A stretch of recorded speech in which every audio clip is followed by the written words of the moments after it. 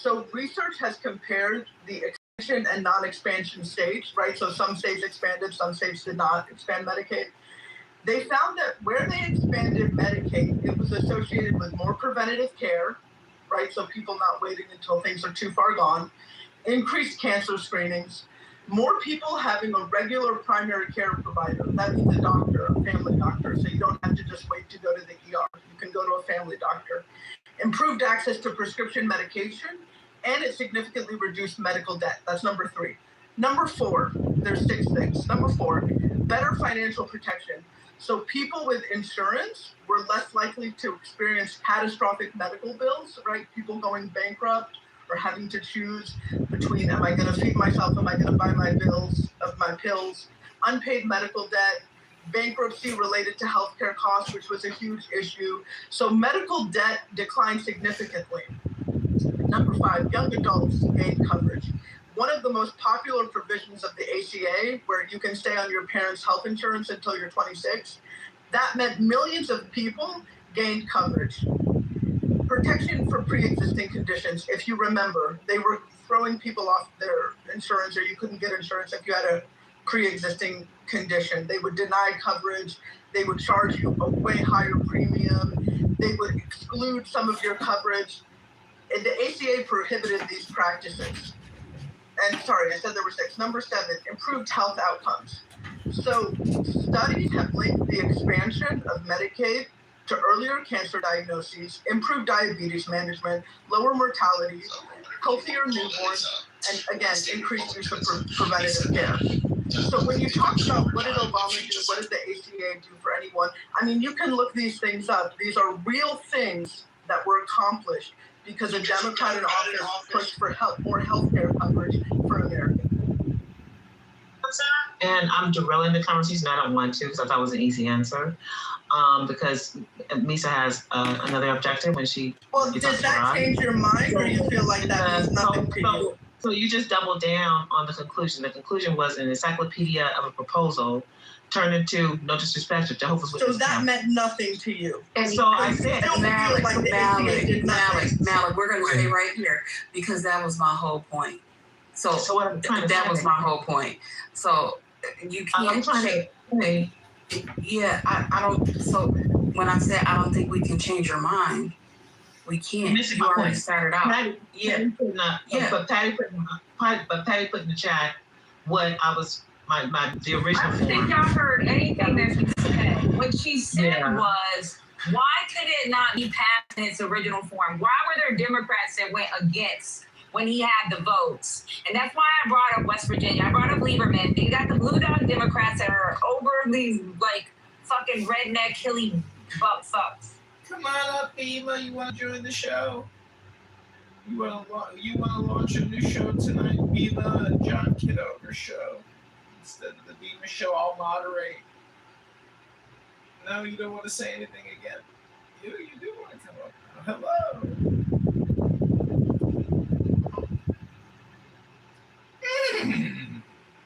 You know, they used to call me Horse in college. Oh, yeah? Yeah. Did they really? Swear to God, Horse was my nickname. Why would they call you Horse? Because when you do what's called Mark Time March, which is like marching, I was lifting my knees really high because we just got back from church, and they were like, "What are you, a fucking horse? Get out of here and neigh, bitch!" And I was like, so for like a whole year, my nickname became Horse. That's pretty fun. Yeah, I got in trouble with this horse the past couple of days, so I should know. Yeah. It's like, oh, you didn't know you bought yourself a huge liability? Congratulations, you got yourself an 1,800-pound dog. Right, I know, that's funny. That's what my friend texted me when I sent the picture. I said, hey, look. And he goes, that's a funny looking dog. I hope you got a huge dog house. A lot of money. Yeah, I know. You know what? You need to meet a guy who, when he you say, hey, if my horse has a vet bill and it's like $23,000, would you like cover it because you got a lot of money? And he's like, no, just block him.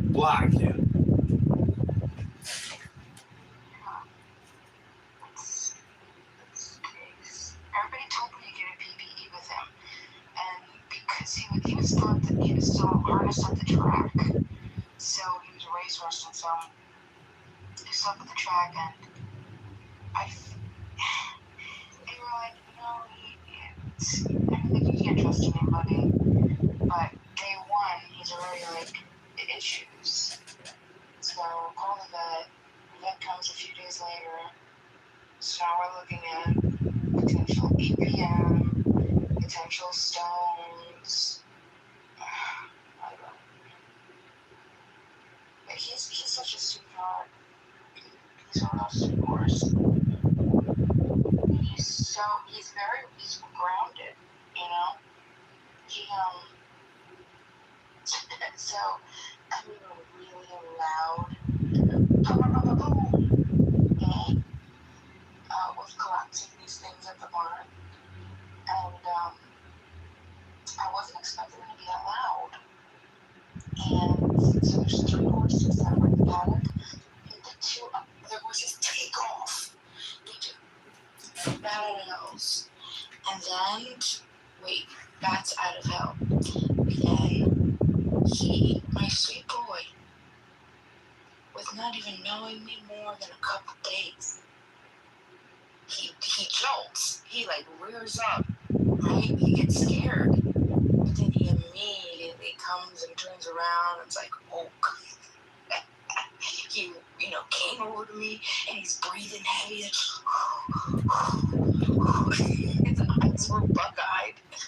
It's like, are you okay? And I'm like, wow, you care about me? You're such a good horse. The Democratic and Republican Party ignored him in such a large way that watered down what he's trying to achieve. That Trump, when he ran for his first term, he tried to solve that himself, and we ignored that too. But the idea is that Obama was in a slightly larger Republican Party, and then after the midterms, he was in a slightly larger Democratic Party, and it still didn't change much for him. It just didn't change much for him. So I asked, this is my original question, do we really see progress, resolution, when we have these primaries and be a more Democratic body than Republican? I'm going to say no. I'm going to say there's many people, when you have a Democratic president and you have a Democratic base, that the majority of Americans still don't see nothing but very small shit come out of what they were anticipating from these people who propagandize and politicize us in office. And so thank you. You're the queen of propagandizing. I didn't need to. I had a simple question I thought didn't need all this explanation, so I apologize. Yeah, I have a question for you. So you were saying something about blacks are marginalized in the medical industry. Did I hear that right? And if I heard that right, will you please expand on that so I understand what you mean? So Megan, let me just ask you to do this, because I don't want to derail this conversation. I'm going to ask you to Google white standardized medicine. Just Google that and find out what that says. I'm asking you because I don't know. And it's a simple answer. I don't want to, Misa has another object. I think she wants to play a video. So I can answer her. I can answer Megan. So, research Frederick Hoffman. Frederick Hoffman, HOFF. Did I hear that right? Frederick Hoffman. And he came up with the concept that black people were so inferior that they did not deserve to have even insurance. And so when Trump made that statement, which he's been pulling from a lot of racial context throughout most of his conversation, he's pulling from that history. What statement are you saying he made? She said that Trump said that we need our own healthcare system. So he's pulling from a racist trope that blacks are so inferior that they do not deserve to have a healthcare. to you. Can I talk to you, Sean? Oh, can I just finish that? Yeah, you said you went on mute, Kia. Let her finish. Go ahead, Sean. Yeah, because it's important. She asked the historical context, and I'm just giving her context of who Frederick Hoffman is. You can go and Google him right now. And he's the one that came up with the whole concept of excluding blacks from even receiving medical care because he felt that we were too inferior. And that system permeated the entire insurance industry for years. And so that's all I wanted to do, guys, is answer her question so she understands the historical context. Appreciate you, Sean. It's not historical. It is. People just allowed to say crazy stuff on the stage. Did Trump say anything about black people needing their own health insurance? Did I have the mic? I thought I had the mic. Because You guys have been talking incessantly, but nobody's fact checking anybody. Can you share the mic a little bit, Kia? Omari, didn't she say she doesn't want to derail the conversation? Yeah. The conversation's been derailed a long time ago. But ultimately, this idea that Trump said black people need their own health insurance is nonsense. And you guys are just going to say stuff willy-nilly. Just, we're just going to make it up as we... Okay. Sean, you claim that Kaya said that. And you jumped on and talked about... Kaya actually said it. Okay, so what I'm saying to you, okay, so Sean, right? But you attached a statement onto that talking about this Hoffman dude. You talked about Hoffman. You don't have to come up here and debate anything. Okay, I literally, Sean, I'm going to address whatever I want to address whenever I want to address it. That's how it's going to work. Okay, so what does that have to do with Donald Trump? Because of what Because of what Kaya said that was wrong? All right, and Anthony, because what Kaya said is wrong? Because what Kaya said is the height of ignorance? Because what Kaya, Megan was trying to understand. Megan was trying to wrap her mind around the nonsense that's being spewed on this stage. And you said, I got an answer. Look at Frederick Why are Hoffman. you attacking Sean? Okay, Malak, nobody's talking to you. How about that? All right? Are you like, Diana Ross's daughter's stunt double? Why am I attacking Sean? What's going on? How did I attack Sean, Malak? Take a deep breath. How did I attack Sean, Malak? You're screaming at her. How did I attack her? You're screaming at her.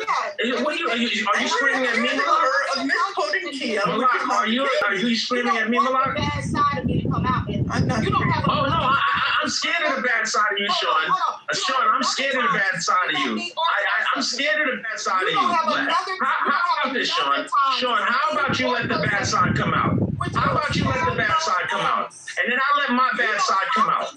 Let's let the bad meet evil. Let's go. All right? You said I don't want the bad, like somebody's scared of you. All right, stop. Who are you? what are we doing? Everyone, What stop. are you? Megan, stop Anyway, speaking. Anthony, everybody's a little upset, but I'm just going to intervene and say I looked that up and it's not true. Trump never said that. But I hope we can be a little. I hope we. What part of Someone's muted. stopped? Yes, it's called a moderator is muting you all. Stop speaking. Trying to just suggest that everyone be a little bit more respectful. Excuse me, Megan.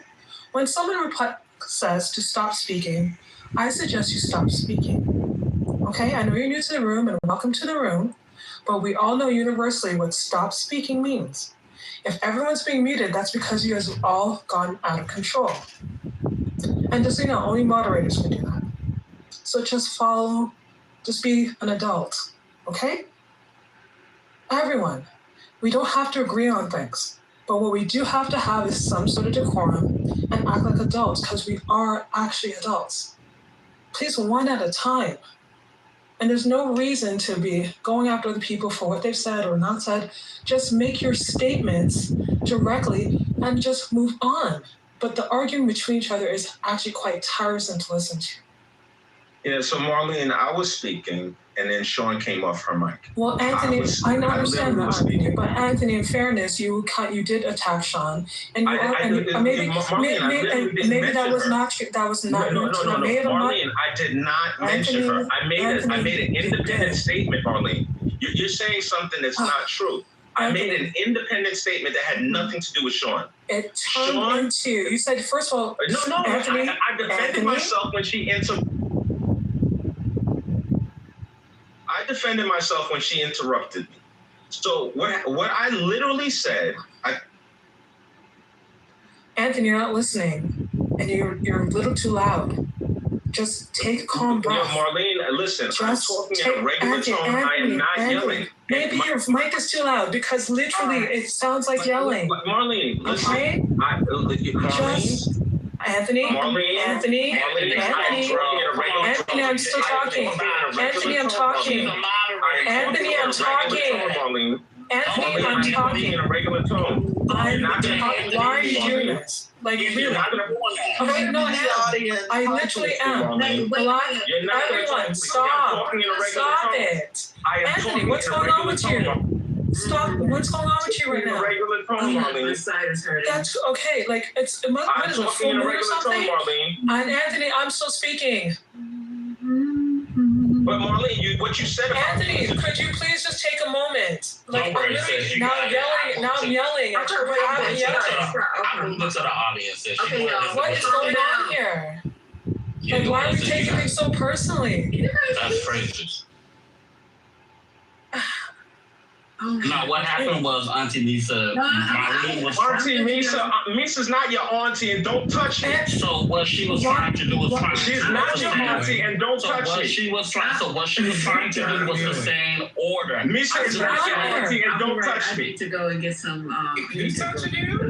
the girls room real quick. So I guess it's too late, Ed, to do Lawrence. Go ahead. Who had the land? I'm sorry, I came in the middle of all this. Yeah, that's all good. Yeah, I was just going to say. Actually, I was. And then apparently that's so taken personally. Okay. Somebody's touching somebody, apparently. You know what? This is just ridiculous. It's all control over the whole entire app. It's no different. Okay. Anthony, can you say what you wanted to say? Just say it without addressing it, because you said you did make a general statement of y'all, and then it became in Sean. Let's just address if there's something that was said that is misunderstood. Just say that, and let's not have these back and forths and asking each other questions when you don't actually want to know the answer and just make an argument. I'm not talking about you, Anthony. That's kind of just been a general thing of asking each other questions when you don't actually care about the answer. Let's everyone just make their submissions. If you have a counter argument or want to fact check and say, actually what was just said is this and this and that, say that. But no more addressing each other, please. Anthony, please finish what you're saying. Just be chill. Okay, here's what's up, man. This idea that Trump said something about Black people needing their own insurance is a lie from the pits of hell.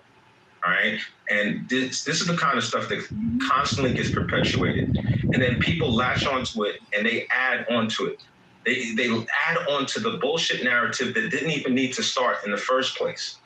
This is like that. It's just that simple. All right, anyone can look up if Trump said that. Go ahead. We all got supercomputers in our hand. Look it up. And then he said it because of Frederick Hoffman.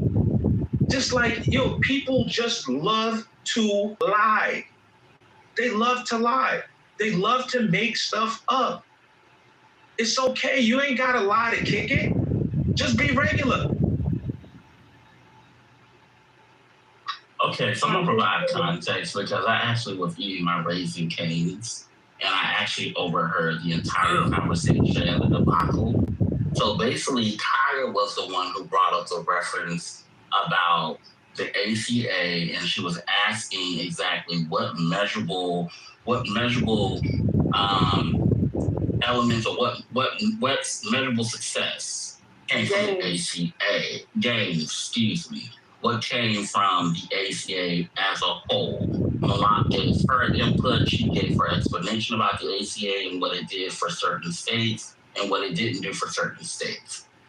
I was the one who actually had said something about Obama actually stating that African Americans needed their own specialized health care plan embedded within the ACA. Trump was never mentioned at all in her submission whatsoever. Trump's name never came up. Megan was the one who actually came, and I believe she was either asking Kaya or she was asking Malak exactly where has it been that Blacks have been directly or indirectly impacted due to the healthcare disparities in America. And I believe, if I'm not mistaken, Sean was the one who said, look up Frederick Hoff. Thank you. While you guys were going back and forth, I was able to find the answer to Megan's question. So, Megan, I would like to provide you a brief overview about Hoffman, his stance on what he published in his assessment, where you can find it in Race, Traits, and Tendencies of the American Negro in 1896. Thank you so much. In it, you're welcome. In it, he argued that Black Americans had higher rates of disease and health than white Americans. These differences were primarily due to supposed innate racial traits rather than social or economic conditions. He predicted that Black Americans were a dying race that would eventually become extinct because of what he believed were biological and moral deficiencies. These conclusions are now regarded by historians and public health scholars as examples of scientific racism. Although Hoffman compiled real mortality statistics, he largely attributed them to racial inferiority while giving little weight to factors such as poverty, segregation, limited access to medical care, poor housing and sanitation, discrimination in employment, and education.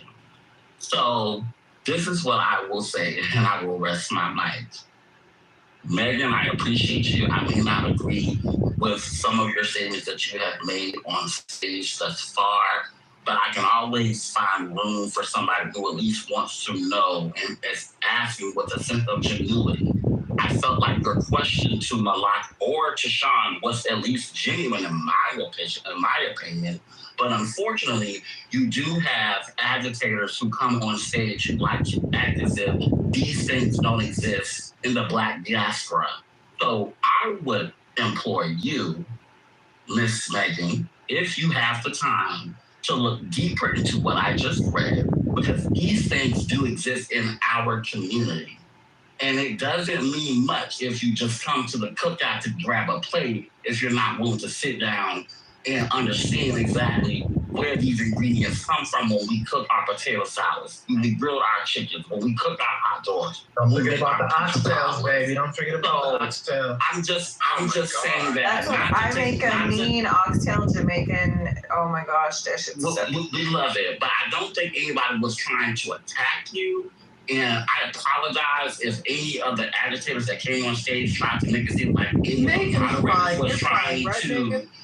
Yeah, I mean, you don't need to be popular. I don't think that at all. Okay. I think that when it was said that like Trump, like whatever that whole thing was, yeah, I think that set him off. And it's okay for him to feel that way. But my question was legitimately because like I'm not a Black person. I don't know like how Black people are affected in healthcare. And when I heard that, it really stuck out to me, and I was curious like what issues. Coming out. And those things do. And I'll give it back to Sean. But well, can you get back to me? Because I was asking. Okay, Tanya, no problem, love. I will give it back to you. I was just going to say to Megan that yes, those things do exist, and oftentimes you will have agitators who will come on stage and will play something that I like to call blackface, as if those things don't exist in the Black community, when in fact those disparities are true even today, with the extension from Frederick Hoffman. So I'll get back to Kaya, and then I'm sure Auntie Lisa wants to put the conversation forward. Kia, my apologies, Kia. Go ahead, Kia. Yeah, can I just say thank you? No, Sean, can you nod? Just nod. No, Sean, just please nod. Just please nod. Because what I asked and what I contributed, because someone forced me to give an example, which was the ACA. I was the one who brought this conversation up, and I brought this conversation in the context of Obama, what he proposed and what he got. And those are stark differences. And I said Trump, because I was the one who said Trump. Trump, and you can Google it, and I remember one instance where in a debate, he said that Black people need their own healthcare system. And it's not medicine, it's not insurance, it's system. It's a whole separate Can you hear me? I just want to finish. I've been misconstrued. You can wait till after she's done. That's great. Could you wait till after she's done? Thank you. And so Megan came in and said, well, what's the difference? And she doesn't know. And I would say that most Black people don't know. Most Black people don't know that this concept of melanin binding drugs, and that the healthcare system, and so when you get melanin binding drugs, the drug stays in your body because it binds to the melanin, and it becomes toxic over time because we don't flush it out of our systems. It's called melanin binding drugs, and it affects more Black people who are, have a larger concentration of melanin in them. And the fact that we don't know that shit, and they ignore the fact that some of the drugs that they prescribe to us have a detrimental effect to us. It's called melanin binding drugs. But I was trying to not get into the depths of it because it's a deep hole. Because when Trump said it, Obama didn't say it, Trump said Black people need their own healthcare system, not insurance, system, because system today is largely ignoring the actual needs of Black bodies. And I asked Melanie with Megan, because Megan came out, can you give me an example? I'm like, it's too big a topic, because this is my topic, and this is not the room topic. I just had a question. So I was trying to avoid, derailing, and just asked Megan, I thought she had the question, to go look up white standardized medicine. White standardized medicine is not a historic thing. The Hoffman thing, that's an old thing that's just not relevant. It might have started some shit, but it's not relevant in today's medicine. Today's medicine still stands under white standardized medicine. That's what it is relevant today. Give me a second. That is what it's called. It's white, and it's white. Look it up. It's white standardized. Look up two things. It's white standardized medicine, and that is the medicine. That is the medicine that we're governed under in the United States that still stands today. That means we're excluded from that. That's what Obama was trying to address. That's lazy Trump, who don't really know about this, was trying to capitalize on in his first term when he was trying to, campaign for his. For presidency, he threw that out. He didn't know much about it. He didn't care. He was just trying to get those of us who understood what's happening today. He was just trying to get our attention, get our vote. That's all there is. But it's white standard fucking medicine. Okay, we got it. Can we move on? Go research, because if you're not interested, then be not interested. Okay. Say that. Okay. Yeah. No. Let's go back. Okay, I believe, Ed, I think you have a clip ready. But before that goes on, welcome to the 420, everyone. Right now we're having heated discussions about a few things.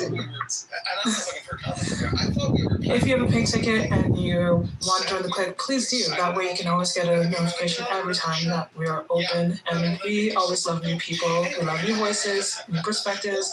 Even if it sounds like we don't, but we do. With that said, can I say something real quick before I go ahead? Just 10 seconds. Go ahead, Marlene.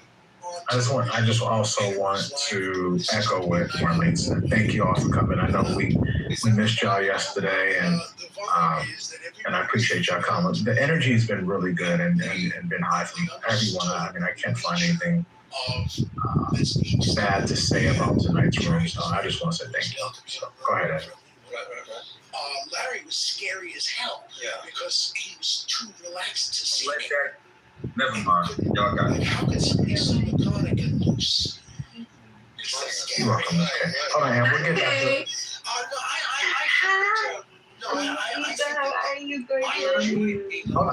Misa. Ed gotta play a clip. Hi, Anthony. My bad. Megan, but go ahead. Y'all just messing up the timing of the program. Okay, so oh, I'm sorry. Damn, get in straight back to the people. Go ahead, Ed. All right, give me a second. All right.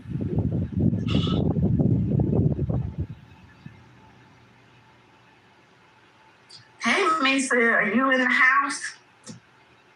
Girl, finally. I was looking for some ribs. Oh, stop it. All over the country. All right, somebody's in for Lawrence O'Donnell. We'll hear his name in a second. Oh, no. Last word starts right now with Daniel's in for Lawrence. Hey, Eugene. Hello, Mr. Chairman. You go get some rest. You've been working a lot today. Thank you, my friend. I'm on my way right now. Take care. Tonight, we are fewer than 90 days away from Election Day. 89 to be exact. And depending on who you ask, Democrats and Republicans would have you believe they already know how November 3rd. And Republicans keep arguing that Donald Trump is overseeing an economic comeback unlike anything America has ever seen. In fact, just last night, Donald Trump dismissed new polling showing his approval rating on the economy has stayed. I saw polls today on television saying Donald Trump polls on the economy aren't good. The economy is the greatest economy we've ever had by far. The economy aren't good. They're fake polls, just like fake writers. Democrats, meanwhile, are pointing to those polls, which of course, as you know, are not fake, and should be a reality check for Donald Trump's Republican Party. Democrats are also pointing to the turnout their party has been seeing over this midterm, over the primaries, over and over, in being excited about what they're saying. And they're arguing that the momentum is moving in one direction, toward Democrats. Whether that remains true 3 months from now will ultimately be decided by voters in November. But the evidence is mounting of just how high a hill Republicans have to climb between now and Election Day. According to new analysis from the Pew Research Center, Donald Trump's approval rating is historically low for president at this time in his term. They write, quote, President Donald Trump's job approval rating, 34% as of mid-July, has changed little over the last few months. But it is lower than his rating at a comparable point in his last term, 40% in August 2018. And those are most recent other presidents at similar stages in their tenures. It's now comparable to, but modestly lower than, Joe Biden's 37% rating in the summer of 2022. Now, folks, that's the headline.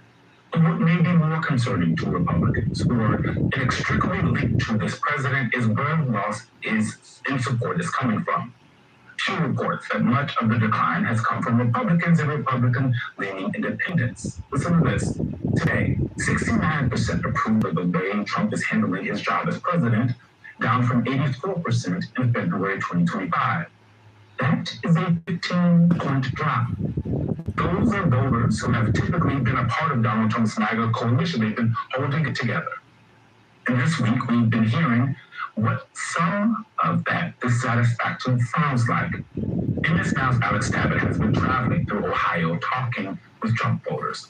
The voters who supported Donald Trump after hearing promises to lower prices, avoid new foreign wars, and improve their day-to-day lives. For many of those voters Alex spoke with, that's not how they see things today. Instead, many describe disappointment, frustration, even outright anger.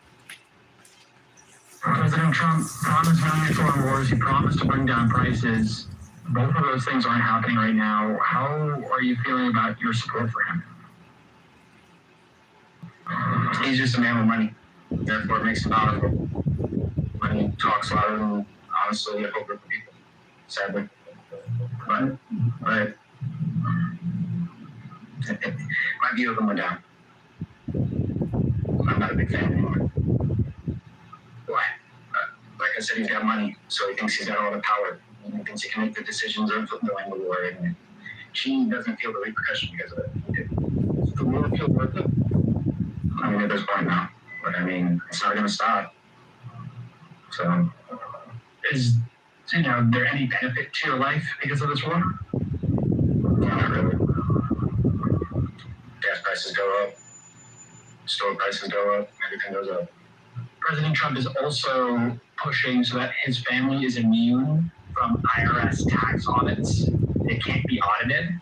It looks like it may go forward. Yeah, no. Pardon my language. No. What? That's not cool. How does he get to do that? We don't. Like, no.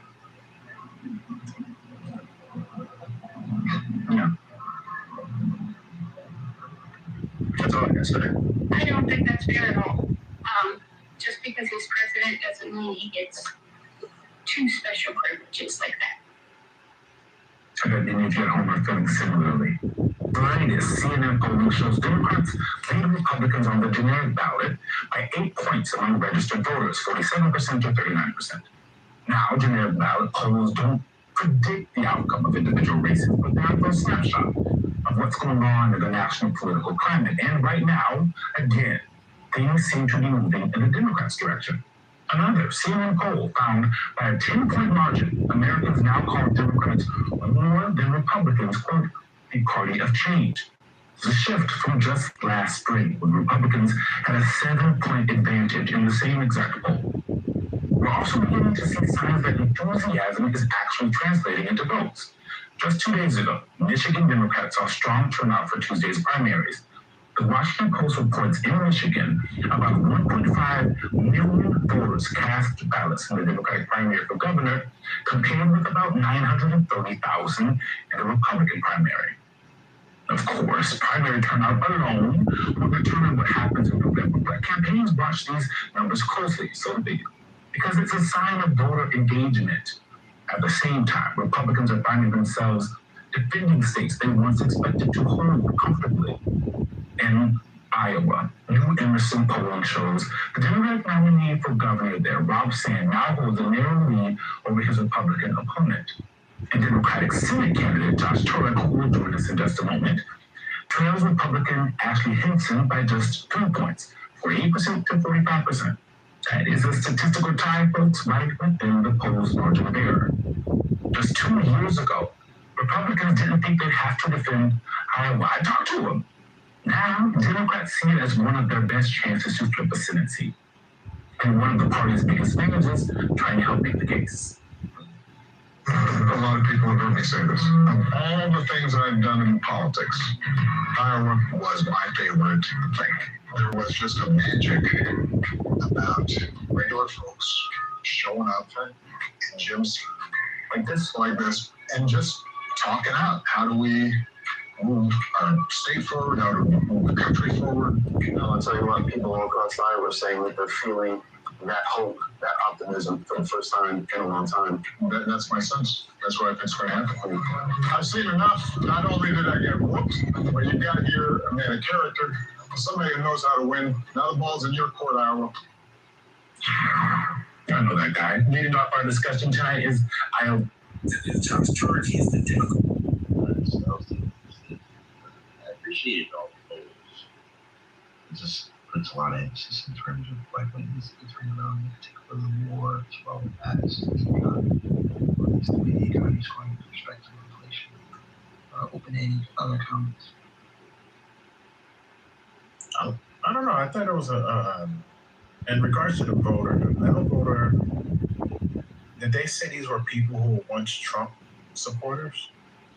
These folks? It kind of implied that they were Trump voters, but I don't want to say that. Yeah, I'm calling a little bit of cap on that. As Sister TT said, a little bit of a dip on the chip. I'm saying they put a little guac on that. You know what I'm saying? They had a little extra guac on that. 3,000. So they found some rando. Yeah, the polls, they were just individual people, but you can't really discard the polls. I mean, he's in a poll. I mean, he's in a poll, yeah. But we'll see in regards to the Senate. He just has to hold on to the Senate. That's all. I mean, it would be his first term. Like, you know, presidents lose the House during the midterm. It's history shows. And most of y'all, from my understanding, are historyologists. So therefore, y'all will see that. You mean historians? Yeah. Thank you. Without you in this room, I don't know what I would do. Y'all crack me up every fucking day. Why are you trying to use everything? I mean, give some of your own originality. Now it's our I think you took that from me because I mispronounced. He's copying you. Lisa's the only one but Lisa do it on purpose. Lisa, you do it on purpose. He actually really thought that was a word. So probably he's not copying you. He's not copying you. You do this shit on purpose. I'm actually He actually thought that was. I'm quite sure. I mean, I have use done it one in 420. I mean, and big pride. But with that being said, you know, if he loses the House, it's 2018. You know, it's no biggie. You know, Democrats actually worked with him. That's the part I don't understand. And when we say people who understand history, the historians, historiologies. Oh my God! Stop it. The historiologist. Stop. No, seriously, stop. Okay. So y'all would know that it happened to Biden, it happened to Trump, won. I mean, it happened to Barack. And so let's not pretend like the Democrats, if they win the Senate, now that's huge. If they don't win the Senate, then it's like, what else? I just knew he was going to say hysterectomy. I was. How'd you know? Fuck. You know me too well, Ed. Ed knows me too well. But she stopped me before I could stand. Damn it. I love y'all though. Even the ones that hate me. And they know We love you too. We love you too. Thank you. You know, so but appreciate it. Misa, this whole socialism thing though, we'll get the Republicans back in power though. I guarantee you. Okay, so how are you going to do that? This is going to be the focus. This is going to be the focus for our socialism, because I want all you guys to get on board. Get on the Democratic Socialist train. I'm trying to get this clip, and as usual, every time I want to do something that I found at work, when I get home, it's an adventure. So let me just keep trying to. I would rather get back on that Trump train that's crashed and burned than get on the DSA train. I'm gonna be honest. And why is that, Mari? I'd like to hear you expound on that. Go ahead. I mean, you want to be a party that wants to get rid of the Senate, get rid of, abolish police, reimagine, whatever they try to use now. Now they're trying to change their tune. Absolutely. Abolish ICE. Abolish ICE, absolutely. Where's ICE on the stage? ICE is, he's no longer on the stage. Anything. If you start with abolish ICE on Jump Street, I can't vote for you. What I can say is you can put guardrails on ICE. I would say you can. And why? I'm asking why. I mean, you just say things and not giving. No. Hold on. I'm sorry. I'm not speaking Germanology. Oh my God! See, just stop. So, what do you don't understand? I guess maybe let's start there. What's confusing you? Okay, We've got to chase down those immigrants in the streets. It's not chasing down. It's Millette. There's people that come across the border that don't have our best interests. ICE does hundreds of activities and law enforcement. They just don't hunt down people. What about that, right? What about the South Africans? How have they contributed? How are they doing? Who? The South Africans. The ones that Trump let in this year. That they were being, ostracized. I don't know. Are they committing crimes? Do you have any stats? I don't know. I don't know, but what you don't do.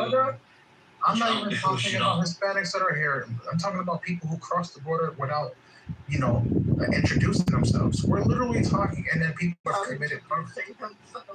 Bring a gift. Something.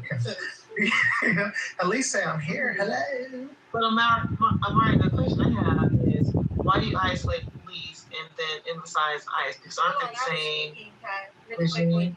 I was speaking. So Omari, you weren't. No, Sean, you weren't speaking. I was. But if you were speaking. Try your left, try your right. I heard Sean speaking. Go ahead, Sean. Yeah. What's your problem?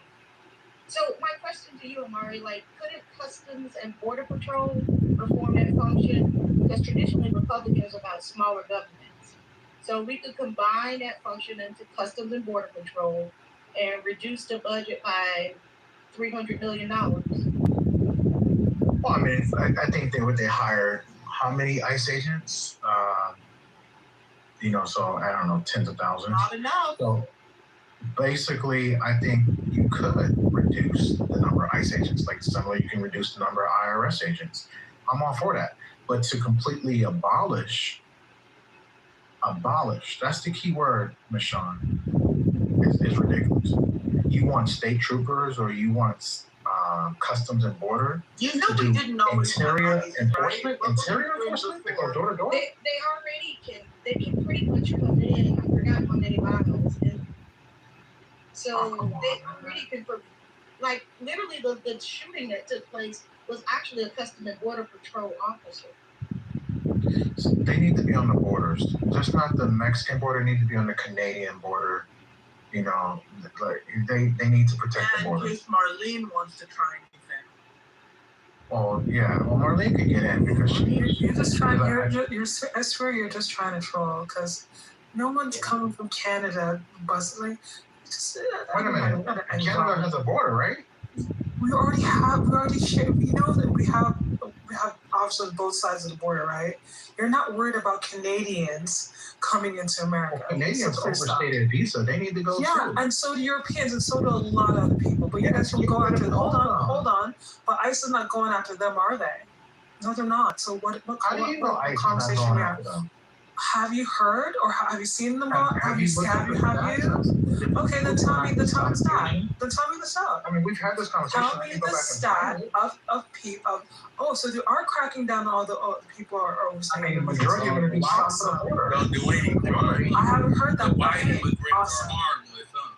White immigrants don't do shit. Hey, Jose, come on now. So Y'all scared can of little ass niggas. So can I get in the queue because I thought Niggas are scared of little ass niggas. Oh my gosh. What job have these immigrants taken from you niggas? None. But y'all so want the immigrants out that ain't done shit to y'all. Ain't affecting nothing you niggas is going through. But y'all want to talk these white folk, these fucking white lies. Immigrants ain't done shit. White people more of a threat. Can I just be a black man? Motherfucking white people more of a threat than these goddamn immigrants. what? Fuck niggas. You said talking about 100% to the last second. Oh, Mari, tell him about black on black crime. Maybe he'll change his mind. Can we not? Sorry. Yeah, could you relax? Too many people are talking at the same time. Person at a time. Being passed over, and that's the frustration. So I apologize. I want Please don't forget to repeat the clock. to respond to little Mark. So Omari, and I agree with the last speaker, is as you said, forget the police, we're talking about ICE. And so how do you, as black people in these United States, and we're getting picked off one by one. We are not paying attention. We're being picked off one by one. We are being hung one by one, especially in 2026. There's a concentration of us being hung one by one. And so we're not just talking about the police. We're talking about ICE. We're talking about all of this thing. And where? In the primary, in the what do you call it? Thing that shit's gonna happen in November. Where is that going to solve those problems? Because didn't these little white masked men just show up in Washington the other day?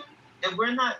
There's no legislation on the board. There's no senators or Republicans or Democrats who are saying we're going to stop that dumb shit from happening. To stop, the take a hit whichever way they show up. And the white they were South African refugees. Here I go. I'm talking. They had their land stolen. She feels like she can interrupt me specifically. But I'm asking the question: where does our need to show up? Because we're not in these southern border states. We are majority in the southeast. It's not Florida. We don't have this influx of immigrants that affect us like that. We are affected by the police across this nation. We're affected second-handedly, or not the major objective, by ICE. We are subjected to some shit, and we are scared, and we are fucking picked off, and we're not focused on that. We're focused on immigrants, like the last speaker said. That's bullshit. Because how? And I'm asking you, Mar, how do you differentiate ICE from the police? Because we are being targeted, and we are being tracked all day, every day. We see it in the news. When I would live in Georgia, I promise you, those people who live in Atlanta, I promise you, Dunwoody Dunwoody is notorious and don't give two shits about your rights. All they give two shits about niggas getting stay in place. And if you get into an accident and you're the black one in it and the one that's not at fault, they're gonna find some way to fault your ass. And that's the police and that's not ICE. And then I moved to Gwinnett. And Gwinnett is even way fucking worse than Dunwoody goddamn police. And they forget LAPD, because LAPD and the helicopters are chasing niggas all day, goddamn every day. How do you just deny that the police are in this story? And on top of that, how are we not in the primary asking our representatives to protect black fucking bodies? How come we're not putting ourselves first in this dumb shit? I don't get it. And so thank you. Because these niggas be wanting to act like they white and adopt these white talking. That's a fact. That don't affect us. That's a fact. That's a fact. These dumbass niggas. Jose. We need more immigrants in here so they can take the focus a little bit off of us. Because imagine if it wasn't no immigrants, these motherfuckers would be on us even more. That's true. So you need the immigrants as a diversion. that's what I heard. So let me answer to Marlene. So I don't know if you know. So 58 Canadians are being held in ICE detention as of March of 2026, and then more than 150 Canadians, including children, have been detained. So one actually died. I don't know if you noticed, according to CBC News. And you think that's a great thing, right, Omar? So I just want her to know that she wasn't up to date on her Canadian ICE. 200. So I'm sorry, that's such a large sample of people. Pretty large for Canadians. Okay. And I've actually doubled. And I would like to probably dig deeper at the. Omar, can I ask? Hey, let me just ask real quick.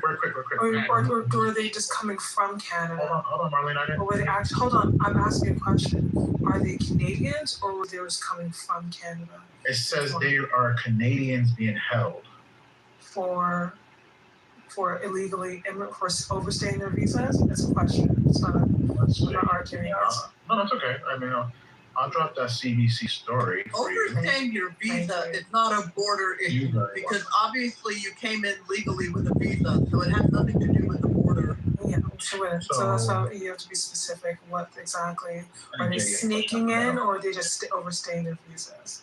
It's a kind of a big difference. I forgot what I was going to say. Go ahead, David. You had a question. No, don't over. Marlene was just asking you stuff.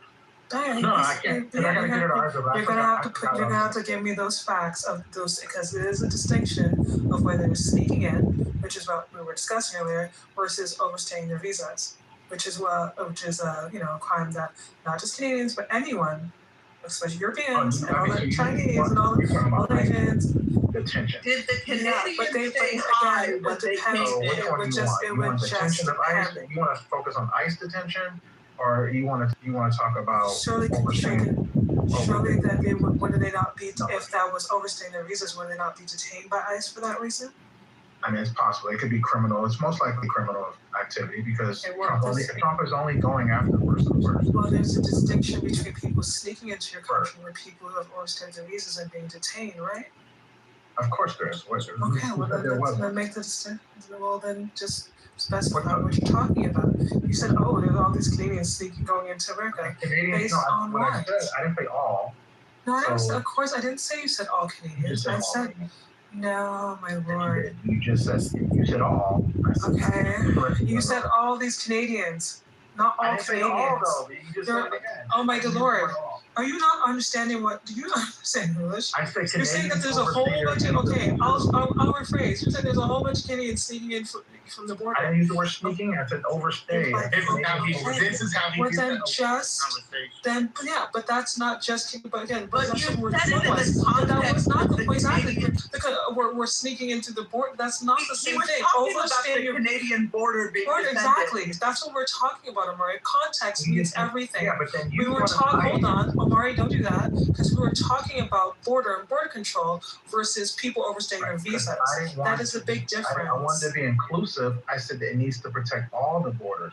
But again, that's implying that the borders are not currently protected, which makes no sense. Considering there literally is border control on both sides of the border. What are we talking about here? Overstaying your visa has nothing to do with border control. What are you You doing? made a situation. You said, "Well, we're sneaking." No, because you made a statement like not like we're sneaking over it. And I said, "Well, Canadians overstay their visa." But you said that's not. Oh my good lord! Those are two different subjects. But it's okay. If you're gonna act as if it's the same kind of subject, you can do that. You were proved wrong. Prove wrong on what? Canadians are in ICE custody because you tried to make it seem like there's only brown people being held in ICE. Who said that? You did. When did it come out of my mouth? Hold on. First of all, Canadians are not just white people, first of all. I have no idea what in the world you're talking about. I literally asked you a question. First of all, we were talking about border and border control, and now you're talking about overstaying visa, which are two different subjects. No, I did not actually. We were, again, what part of we were talking about border control did you not understand? Then I asked you a question as regards to who's being detained by ICE. Is it because they were snuck in, or is it because they overstayed their visas? That was a question. You just asked me a question. When you cut exactly, me off, that was the question I asked you about whether they would overstay their visas or not. Cut me off and didn't let me finish. You would have. Mari, Megan keeps applauding you, so I think you should ask her out. No, I'm not going to ask her. I don't know why you can't be following this conversation. Megan is on your side. There could be something there. I know you love white women. What is going on?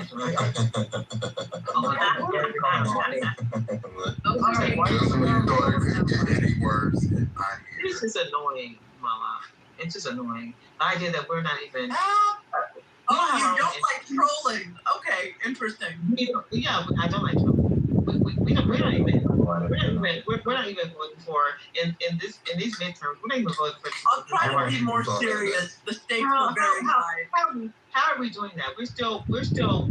So Obama ran on grassroots, did he not? Did he not? Hold on. Let's stick to. Hold on, people. Let's go back to the conversation. This topic. I would love to hear what the new people on stage have to say. JJ, serious? What's up? Amari, why are you gaslighting Marlene? It's like, you know good and well what you said. You don't know, like, it's like, he knows he can't gaslight me, but it's okay. I'm just not even going to bother.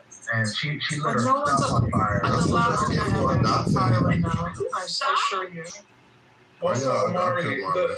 Amari, the worst of the worst. Trump is going after the worst of the worst when he's literally hunting down like children and grandmas. Hold on, I think you're trying to say something? I'm gonna let you guys finish this conversation because I really don't know what it's about. So I'm just listening. But go ahead, because we had go ahead. What's your name, JJ? Hey, Lisa, you forgot me. What's up? I'm just trying to. I like your new PTR. Well, thank you so much. I appreciate it. No, I was just like, come on now, Omari. We cannot say that Trump is going after the worst of the worst when he's hunting down, abuelas and children and stuff, and having them zip tied and shooting soccer moms in the face via proxy, via ICE agents, like literally like mass KKK as thugs in covered up faces and vans and stuff. Come on. He's literally just terrorizing pretty much anybody who's black or brown and has an accident.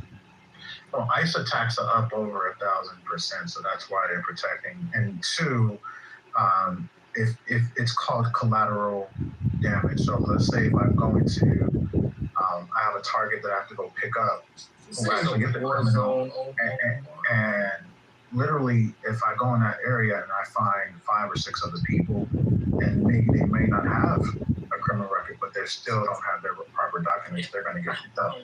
That's not how it only happens. It's a matter of days. They also are randomly walking up to people.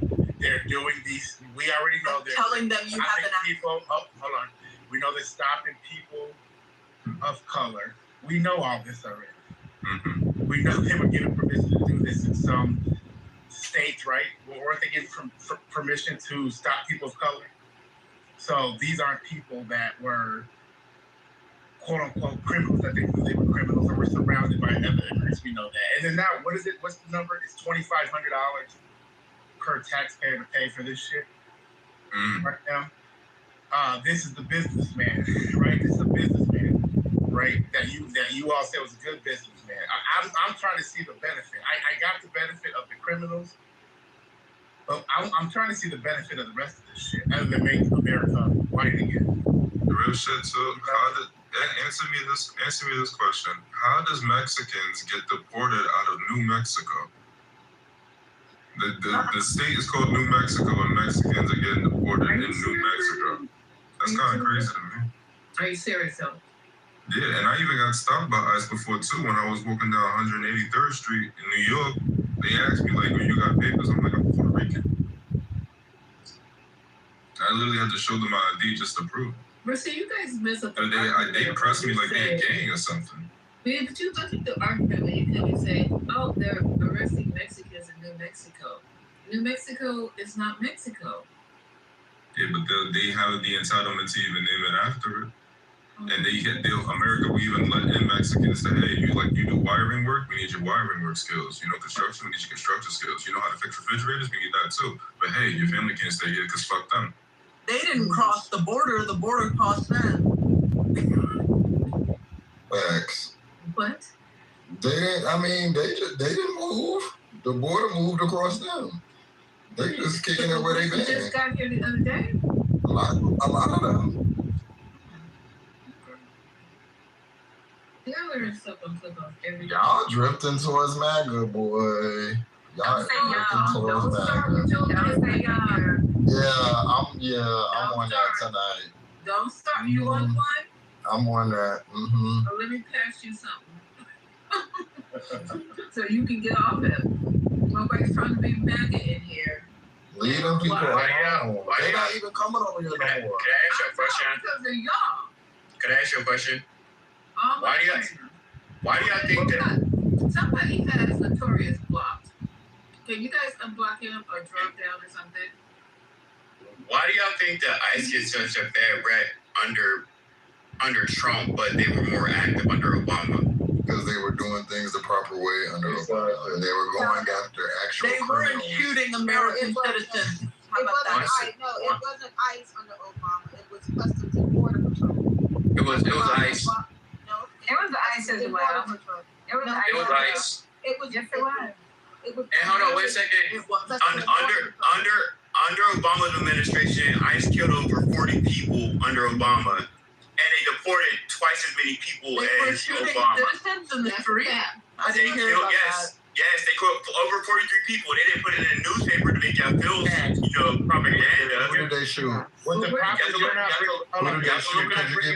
Could you give me one case? One at a time. One case at a time. Y'all can look it up yourselves. No. You brought nah. Y'all be so fucking dumb. Y'all come up here with this happened, but you have propaganda. You have no case. You can look it up yourself. No, you look it up, bitch. Why are you doing all that? Instead of having a conversation, this is what y'all are so emotional. We're having a Fuck very up. Are you serious? Y'all, we're having a very nice, friendly night tonight, which is unusual. So I like to keep it that way, if y'all don't mind. But I have this little clip. Go ahead and start with your answer Justice's question, because you said it wasn't reported. But how did you find out if it wasn't reported? You just do your homework and see how many people died under. Homework. You could do it. You do your homework and see how many people died under. Under ICE, under Obama. No, it wasn't propagandized. That's not true. There's no fact behind what you're saying. So nobody died under. So Obama didn't deport more. If you gave us a case, we could probably look at it, but you don't have any. We're not talking about deporting. We're talking about killing American citizens. Killing American citizens. Yeah, y'all literally just said. At the border. That's not true. Are we saying 0 people were shot? from 2008 to 2016? Is that the argument? ICE didn't kill American citizens when Obama was president. No, not Are we gonna say that ICE didn't shoot anyone from 2008 to 2016? I don't know. That's what y'all saying. That's what y'all saying. No, it's that people keep mixing up Customs and Border Patrol with ICE. They're two different agencies. It was ICE. It was ICE. Citizens blowing whistles in people's face? It was not ICE. Were they blocking? Shut up. Nobody deserve to get shot for blowing a whistle in nobody's face. How y'all trying to run over somebody?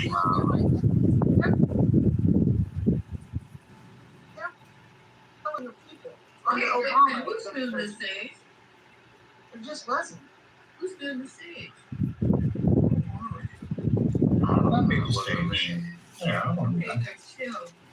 Okay, so can we talk one at a time? But so you're saying there's a difference at this point between ICE and what was the other agency? Customs and Border Patrol. Okay, so go ahead and finish speaking because I just heard you kept saying that. Yeah, because so the difference is that under the Obama administration, he was attempting to do it as humanely as possible.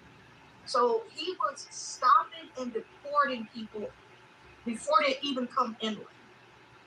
And he was able to prevent a lot of folks from coming, literally even entering the country and establishing residency.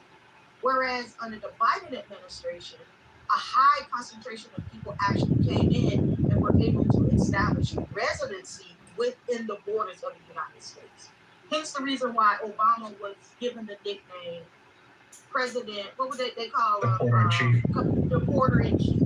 Because he was literally utilizing Customs and Border Patrol at its most maximum level to prevent crossing of the border. Give me a second. No, but with Barack Obama, his administration under Fast and Furious is responsible, according to stats, for tens of thousands of Mexicans being dead because they sold guns to the cartel. Also, a border agent was killed because of him. So things happen, but we're not gonna forget about Fast and Furious, which caused brown people that you say you quote unquote care about, that would die in Mexico because of those guns. I love that movie. Oh wow, that's so not to sound insensitive. This isn't true. None of this is true. So not to sound insensitive, the 67 deaths of the Obama administration is what we're going to talk about underneath the hands of ICE. Really isn't all that bad. When you talk about the Trump administration and how he has pretty much poured in billions and billions of dollars into funding ICE for them to just outrageously murder people out in the streets, there's nowhere comparison. Think of it as the bird flu. You know, the pandemic that we don't often talk about underneath the Obama administration. The reason why there were less deaths and more cases for the bird flu, that pandemic, and the reason why he outpaced Trump when it came to COVID, and he tore up that pandemic preparedness kit that he left behind. Yeah. So those deaths that we keep talking about, and I heard, I saw Vikings comment in the chat, 67 deaths. We have to really start talking about how these deaths are articulated, where they're breaking down to why did they die, what was the cause of their death. We talk about murder. You got ICE agents underneath Trump who are murdering people for no reason, just because they look like they're for them, because they're black and brown. Well, there were no murders ever. So see, that's the point I'm making, Just. So when they talk about the deaths, you're talking about deaths, 67 deaths between 2009 to 2017. I think that's actually pretty good. Right. It says the deceased individuals were non-citizen detainees, and reports attributed to their deaths primarily to medical neglect, inadequate health care inside facilities, heart attacks, pre-existing conditions, or suicide, not lethal force or actions by agents against American citizens. Yeah, that was my point. We try to do it as humanely as possible through the Customs and Border Patrol program. And I don't know if any other people are experiencing this in their communities, but they're literally trying to buy up as much office space and warehouse space as they possibly can throughout the United States to build these detention centers. Correct. Like, So- it's crazy. Also, it should be noted that there were actually quite a few Democrats, if you were, kind of following the politisphere and pundits and stuff, who had issues with that. They took issue with that, but the difference is, Mr. Propaganda tax person, Obama was doing. He was a great president. He was doing a lot of really good things. So they were not going to go too hard. Are we really trying to relitigate Obama's presidency? Because like what? Shout out to the LGBT community. That's the only people he helped under his administration under 2 terms. What's up with LGBTQ people? Well, he didn't help them. The Supreme Court did. I wish y'all understood how law works, because he didn't help anyone. He didn't do anything for the gay community. The Supreme Court did. That's who made that possible, not Obama. Obama made it possible, and he still supports it to this day. Supporting and making things possible and codifying things into law are 2 different things. So if you understand how law works, the Supreme Court is are the people who made gay marriage possible, not Obama. Obama had nothing to do with it. He did. It was a part of his campaign. What are you talking about? No, it wasn't. He was against gay marriage when he came in. Legalize He was literally against gay marriage. So was Biden. He was against it. He was against it. He evolved. Yeah, he actually said he evolved. He did. This is a public statement. Biden said it too. Jeez, like. Neither one of them were for like, what are you talking He about? was initially advocating civil unions, but not marriage. Okay, so we have breaking news to do. But before we do that, because this is on the topic, and maybe you guys, since you're talking about this, I'm gonna go ahead and play this, because this was part of one of the clips we were supposed to play. Thank you, Ed, for being my lifesaver, and I like the cherry one. You've played Lawrence O'Donnell tonight. You always step in and make sure you play Lawrence O'Donnell for this floor, and I appreciate you so much, Ed. I don't want to seem like I don't. So thank you so much for always taking time out of your night to play Lawrence O'Donnell for everyone. No one says thank you to you. They think you're supposed to be doing it. This is our job. And you haven't gotten not one W-2 from this bitch. So I'm sorry. So thank you, Ed. I appreciate you. No problem. Not the W-2. No, these people, they got a fucking nerve. They think that this is our job. We're supposed to take shit, eat shit. I'm so sick of these motherfuckers. Okay, but anyhow, let me get back. Stay focused. Okay, so this is what I want to play since you guys are talking about immigration. And listen, just be patient with this. This is a conversation. We're just talking tonight. That's it. Because eventually we gotta go to sleep. We got jobs tomorrow. So listen to this.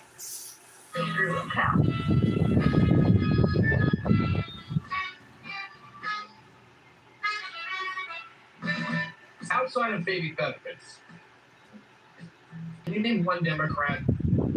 Is there an America First Democrat? Is there such a thing as an America?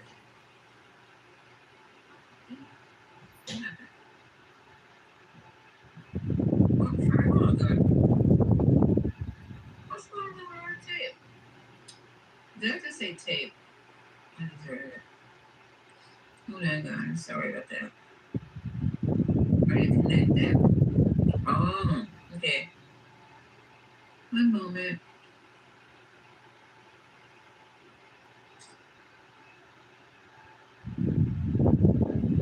I'm so sorry.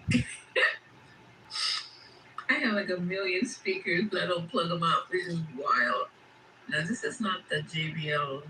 So let me see if I can find the plug this one.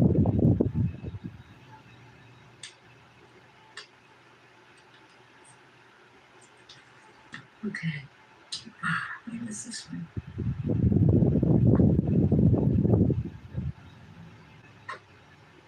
All right. Perfect. All right, now turn it back on.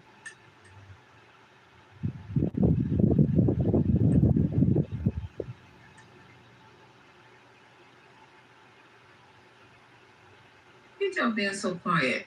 It's like Lisa can't even get herself together. No, I can't. Okay, I think it's working now. All right. Where were we? There are to the Islamic extremist Democrats, but there are no America First Democrats. There are no John F. Kennedys. There are 0 John F. Kennedys in the Democrat Party right now, except maybe federal. Maybe. Funny.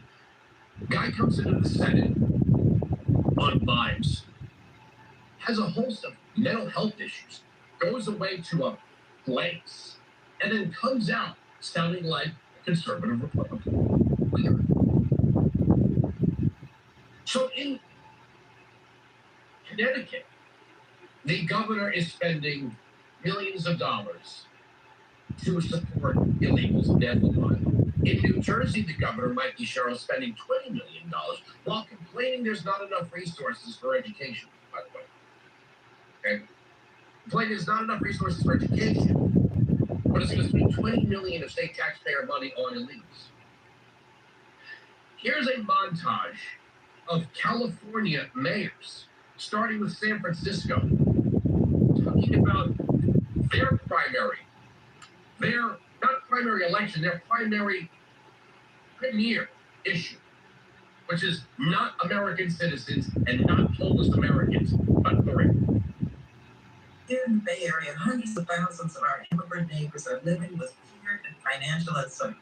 Why local mayors, county leaders, and the San Francisco Foundation created the Stand Together Bay Area Fund to raise $10 million in direct cash assistance for immigrant families across our region. Over the past year, I've heard from immigrant neighbors across our city who are living with fear and uncertainty. No one in our community should have to live like this. That's why I've teamed up with other Bay Area big city mayors and the San Francisco Foundation to raise $10 million in direct support for immigrant families. That is why I am proud to partner with the San Francisco Foundation. They have an aggressive goal to raise $10 million. That's why local leaders, including myself and the San Francisco Foundation, created the Stand Together Bay Area Fund. Our goal is to raise $10 million in urgent direct cash assistance for immigrant families across 6 Bay Area counties. Isn't it funny? They have no plan to actually solve homelessness. It's getting worse in California. Not better, it's getting worse. It's not going to get better if Nithya Raman wins the election. They are not promoting resources for veterans. They are not promoting resources for American citizens. Their only priority is the illegal immigrant. Nothing more, nothing less. It's the illegal immigrant in New Jersey, in New York, in Connecticut, California, and everywhere Democrats are in charge. The only people that matter are the illegal. Where's the America First Democrat? Where? Outside of maybe better. Where? Look at the candidates that are actually succeeding in the Democratic primaries. They're communists and radical Islamists. Oh, that's the other one. Okay, so what do you guys think about that segment? Wait, who are you playing right now? Who is this person? I have to look.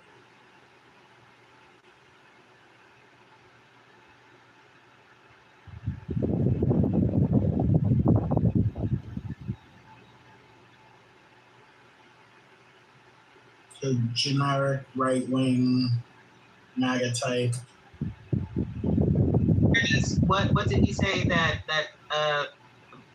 made you interested? I'm curious. What was the phrase that made you emotional?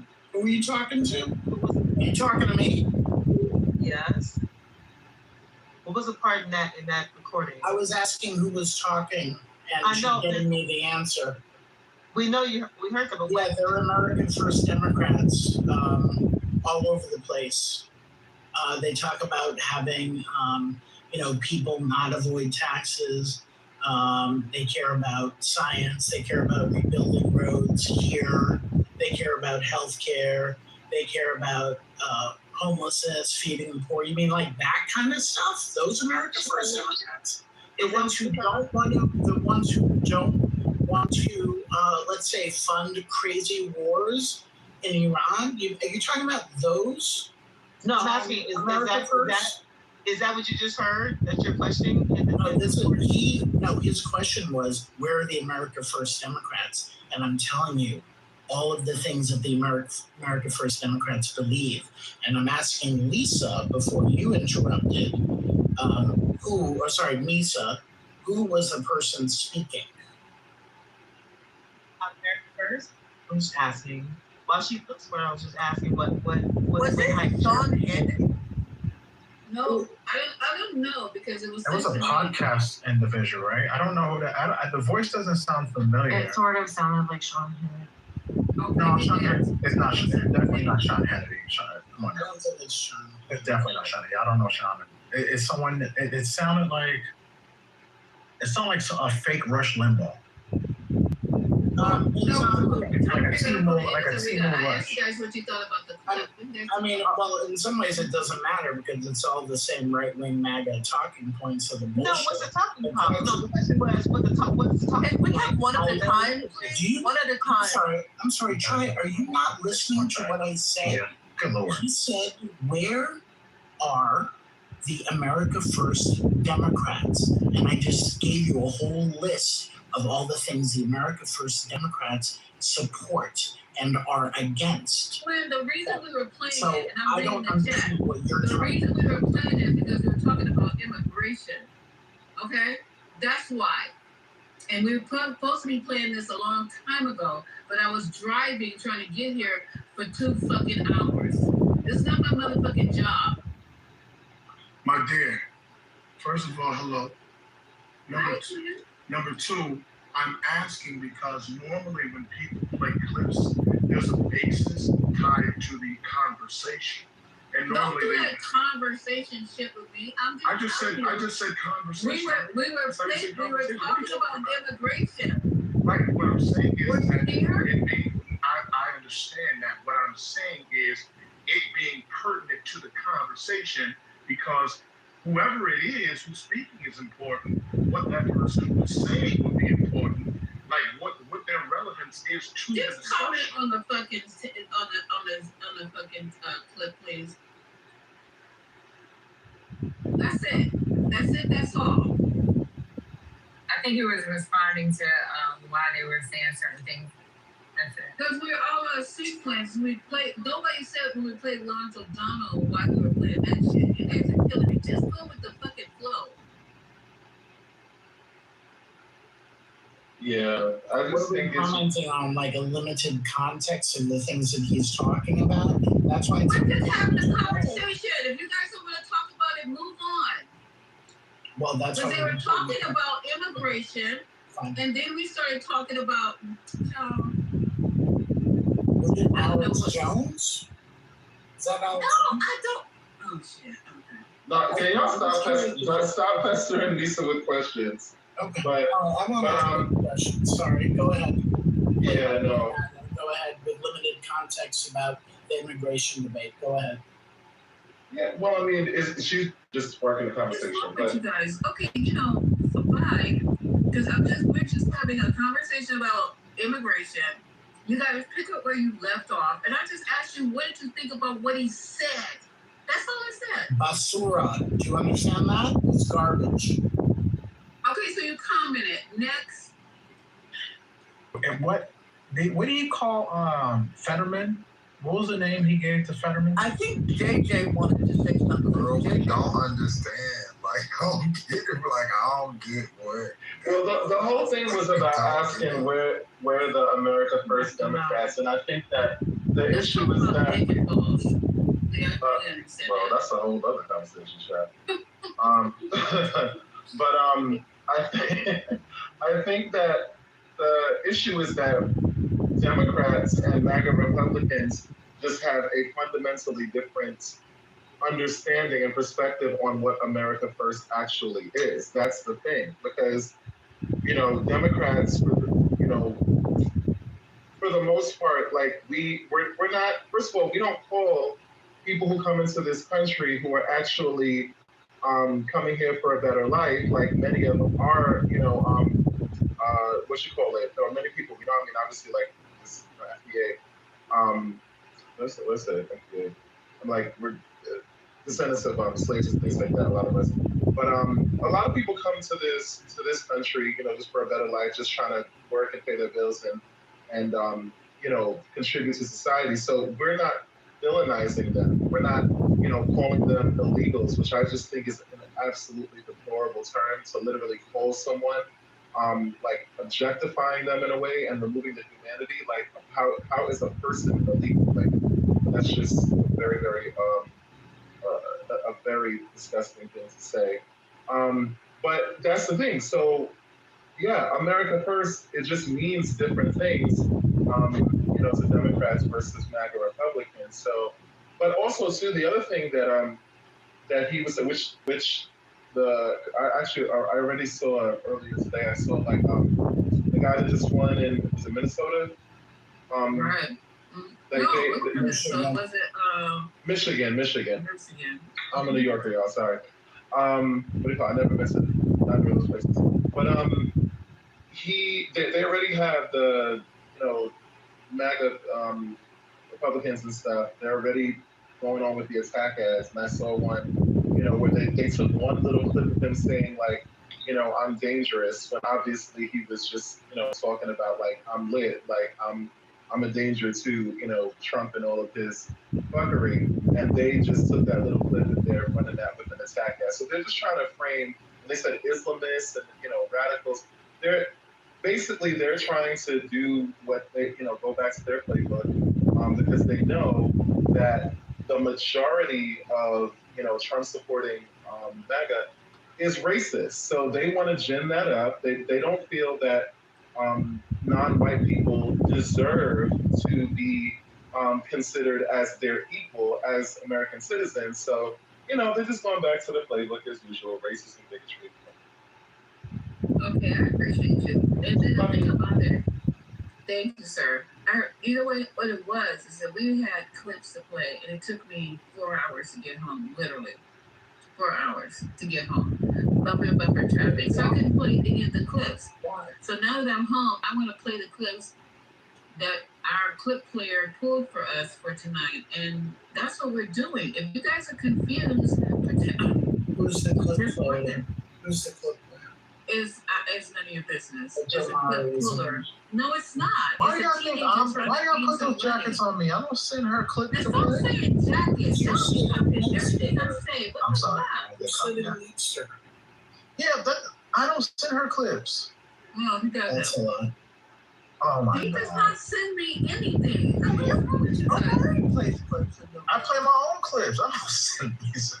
Yo, what's wrong with y'all? Man, why y'all so goddamn sensitive this evening? Because y'all be thinking like everything. I do everything. I'm sensitive. It's a question. Because I'm sensitive. I'm sensitive as a motherfucker, man.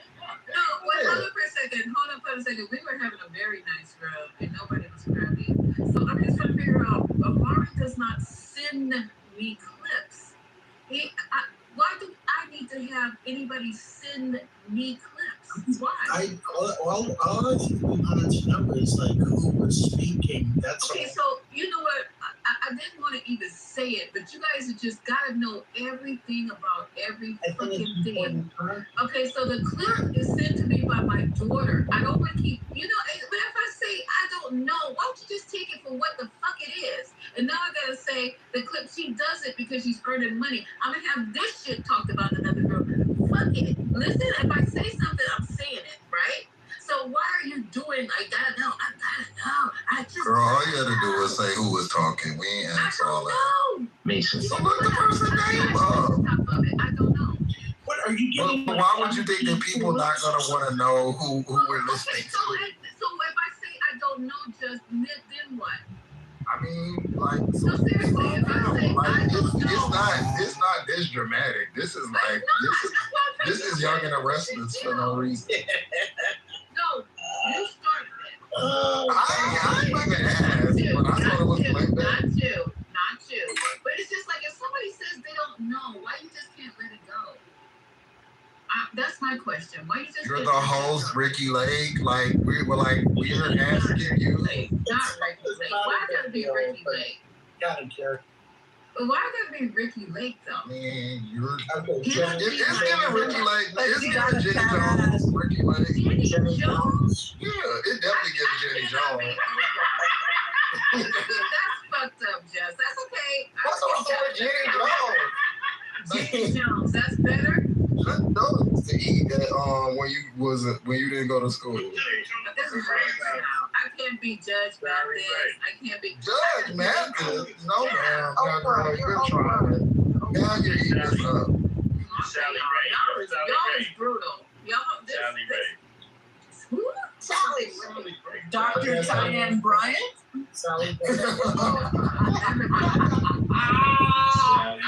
Y'all remember when it's like that girl from the Cosby Show, like the daughter when she had her own show? Tempest Bledsoe a little bit. Nah, that's tryery. No, she was cute. It was cute. Tempest Bledsoe, she had like 10 shows. It was cute though. Nisha, No, tell your daughter we you remember Mother Love? At least thank you for Forgive or Forget? Mother Love used to be sweating boots. But that's what they get, Forgive or Forget. Lisa, Cameron Hall. Lisa, can I ask a quick question? Sure, go ahead. Yes, because there's a lot of people in the room that are very well versed in politics. I happened to hear on NPR, they didn't explain it. They announced today that Trump deregulated Head Start. Does anybody know what that is? Do you have the information on there? Do you have the info on there, please? I read it earlier, Lisa. Okay. Can somebody share? Yeah, like how do you deregulate Head Start? No, I think he's defunding parts of it, I believe. No. Right. I know exactly what I heard, Spirits. It's classified as deregulation of Head Start. So he's talking about they're taking the money away. Head Start. So there are some federal requirements that are associated with Head Start, and that's what they want to get. So, for example, a certain number of staffed children, like class size limits, curriculum requirements. Oh, right. Yeah, health screening. Okay, I got it. Yeah. All right, here's the takeaway. They're lowering the quality. So lowering the quality. They're taking the money away from the food too. Hold on, they're not going to fund the food. Hold on, baby cakes. Well, you asked me? No, I just want to tell you I got the thing, so that's you guys. Oh, okay, thank you. I'm gonna play for you, and so you guys know who the fuck it is. This is coming from God. Now they don't even say. They're gonna ask me a whole goddamn dossier on this one clip. I think this is PBS NewsHour. So let me play it. It's only 1 minute. If y'all can hold your shit for 1 minute, that's it.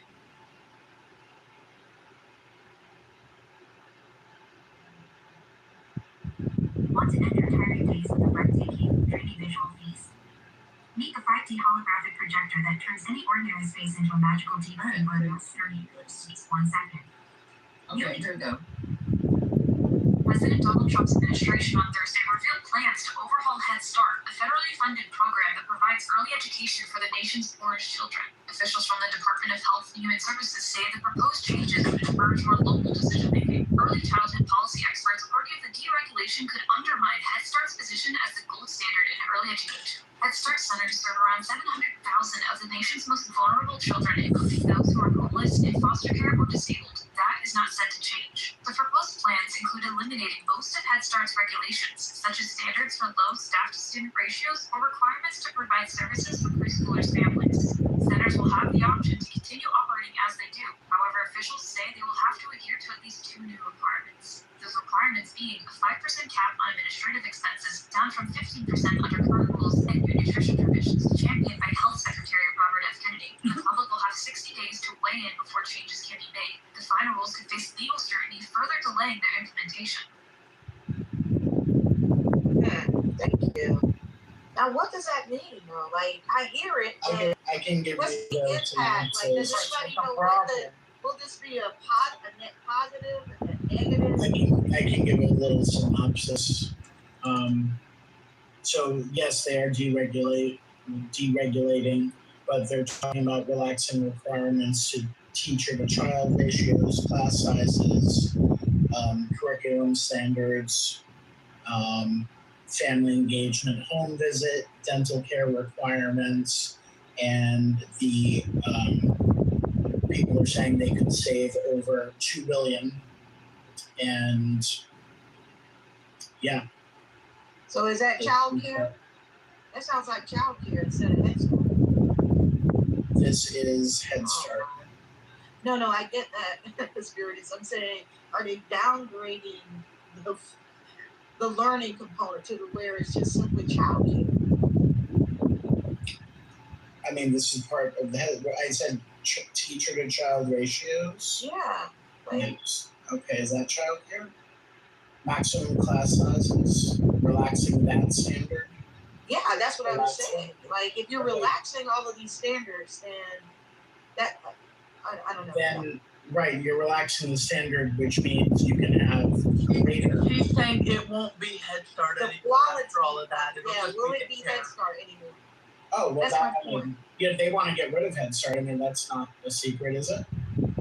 They hate children, they hate education, they hate the poor, and they hate minorities, and that's who they think this is going to impact the most. So, of course, they're going to get rid of it. I mean, that's not rocket science, is it?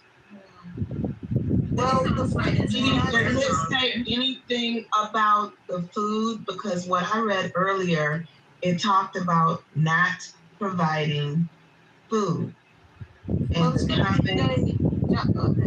be John Kennedy's style of food. So, he's really big on removing all the additives and removing all the food. Which is not a bad thing. Dyes. His name is Robert Kennedy Jr., not John Kennedy. I'm sorry. But I think he might be just trying to remove the food, period. And for me, this class size is the thing, because what is just going to be babysitting and warehousing? That's what I was saying. Yeah, just sit on a class 100 to 1. Just, you know what I'm saying? And feed them wheat bread with a seed. They don't want the babies to learn. Yeah, because they doing it. And they don't want your baby to learn. Education is students will be fine. Yeah. Everybody knows that's what makes a difference in your child's education is the ratio of teachers and students. He's a bad leader. Yeah, I better go to socialism train. Exactly. I bet the Democratic Socialists wouldn't deregulate Head Start. That's why I bought 2 or 3 tickets. I've got a yearly pass on that train. Yeah, I'm literally getting ready to board because every day there's something that deals with the social safety net that's being cut. Mm-hmm. And the wealth gap is just crazy. Yes, it is. All right, so now was that cool? Now can we move on to what's the next? See, you gave us the source of the story. I'm thanking you for giving us the source of the story. Sometimes we don't have the source, but I will make sure that I pass this on to to the producer, that she also makes sure she make a list for me to let me know where each clip is coming from, per Scotty. Yes, Spirit is don't detonate me, Lisa. Also, go ahead, play your next MP4 clip of some random person that It is gonna be random. I have to go to another. That was off of the computer, the desktop. Now I gotta go to the other thing. But go ahead, you guys keep talking. I'll get it together. Oh yeah. I'm sorry. We're supposed to be doing the latest breaking news. And thank you for bringing that up. Whoever brought that up, because I didn't even see that as part of the breaking news. Thank you. But let me go back here. You're welcome. Well, I was deeply concerned about it. I know, seriously, thank you very much. All right, so what's going on? Now, I don't know what this is about, and maybe you guys who follow the news all day knows what this is about. New Mexico judge orders Meta to pay $567 million into a child mental health fund. Can anybody elaborate on that?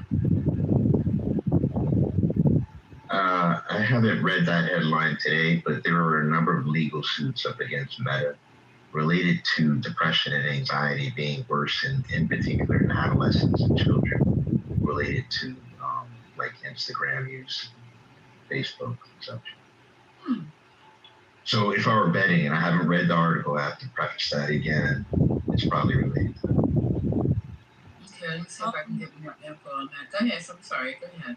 No, it's okay. Did y'all already talk about Trump targeting birthright citizenship? That was my next one. Thank you. The new executive orders. That was the next one. I told y'all, everyone was like, oh, the Supreme Court, like, they voted it down. I'm like, these people don't give up. Okay, here it is. Let me see if I can get it for you. Hold on for a second. If it'll play. There we go. Tonight, a federal judge speaking out, warning of the death threats he's received after ruling against President Trump. U.S. District Judge John McConnell, who is my next guest, says after he extended a temporary ban on the Trump administration's attempts to freeze trillions in federal spending, the threats began. Oh, wait, that's one of them was a pizza delivery sent to his home with the name of Daniel Andro. That's not the one I wanted. Hold on for a second. Birthright citizenship, here it is. All right, there it goes. Paywall. All right, hold on. I'm not going to do this right now. I'll get it in just a second.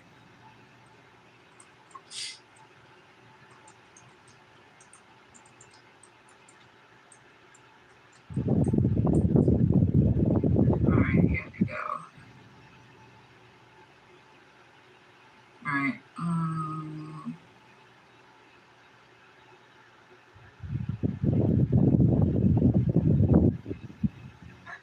Talk about it if you want. I have it. There's something going on. Trump is trying to speak. His mouth is moving. He's not saying anything. Oh, here it is. If this doesn't work, I'm going to go ahead and say it. If for some reason it's not working. If you're sleeping in a position like this, you got to hear about this thing. Did you know your soft pillow was actually crushing your shoulder? President Trump is again trying to curb birthright citizenship despite a recent Supreme Court ruling that struck down his previous attempt. President Trump signed 2 executive orders today. The first order is aimed at cracking down on what the Trump administration calls birth tourism. The second expands the definitions of people ineligible for birthright citizenship. So back in June, the Supreme Court ruled President Trump's executive order seeking to limit birthright citizenship was unconstitutional. CBS News legal contributor Jessica Levinson joining us live now. Jessica, what makes these new executive orders different than the first one that was struck down by the Supreme Court? So part of what makes it different is that the Trump administration is trying to target just specific categories and is also looking at the 2 exceptions that we know are present with respect to birthright citizenship, the children of foreign diplomats and the children of invading military forces, and seeking to expand those categories. So 1, it's narrower in general, and 2, part of what the executive orders do is look at those pre-existing exceptions and just try to enlarge them out. So what types of legal challenges can we expect to see play out as a result of these orders? So very similar to what we saw with respect to President Trump's first order dealing with birthright citizenship, where I think the main argument will be that these particular executive orders violate the 14th Amendment birthright citizenship clause. And there will be other detailed challenges as well, but the main one will be, this is not...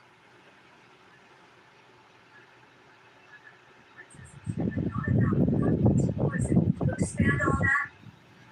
This is the idea that pregnant women come to the United States for the purpose of giving birth to children who become U.S. citizens. We should know that this is already illegal under immigration law. And so what this would do is essentially try and say that even if parents, not children, obviously, if parents are seeking to violate federal immigration law, that creates an exception to the 14th Amendment birthright citizenship clause. I think that, as we talked about, would be subject to vigorous legal challenge, where people would say there's nothing in the Constitution that creates a carve-out for unless your parents tried to commit fraud against the United States or tried to, again, enter this country under false pretenses. In terms of policy, you can have a robust debate. In terms of the law, I don't think you can. Jessica Levinson. Jessica, thank you.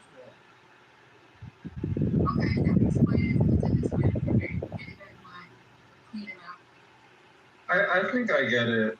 I think what Trump is trying to do, because he had mentioned this before for somebody, one of his minions, that is saying that women, people are coming here just to give birth. Now, I will say this. I do believe that to an extent, but I also believe, so what? You know what I mean?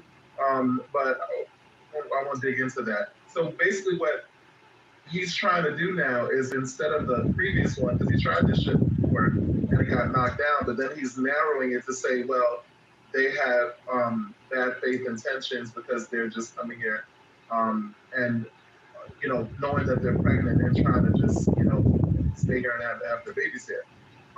But the thing is, they're saying that there's nothing in the language of the Constitution that allows for, Trump's executive order to have any sort of legitimacy. So it should get knocked down again.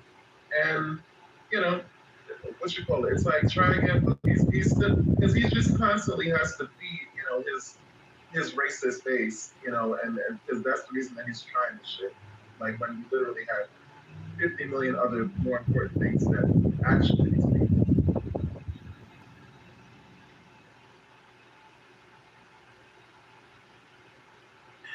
JJ, do you think that he's a lame duck president, and his goal is to try to have his legacy based off of immigration, not based off the economy anymore? Yeah, I think for sure, because I think it's the one thing. That's a good question, and I think that that's what it is. I think that that's the only thing that even people on, even like some Democrats and things will, who are maybe more moderate, give him some latitude there and some credit for, well, at least he closed the border, or maybe independents, Democrats, but so I guess I get that part, but at the same time, it's not gonna work because he's had several chances to, even now, but actually I think it's too late at this point, but like all of the shit that happened with ICE, especially with, the murders, from my vantage point, and really executions of Alex Preddy and Renee Good, that was the time to, kind of come in as the white knight if he had any political savvy left, and if he actually gave a fuck, because I don't think he does before, because he's already grifted, he's already made, like more money in the last year than literally every president in U.S. American history combined. So I don't think he cares now. He's like trying to fix the reflecting, pools and just, build his, bloody statues and shit. But I think that the immigration thing is the one thing that he thinks, is untouchable as far as his, Project 2025 MAGA, agenda. So he's gonna try as much as possible to, beef that up. But it's still ain't gonna work. We see.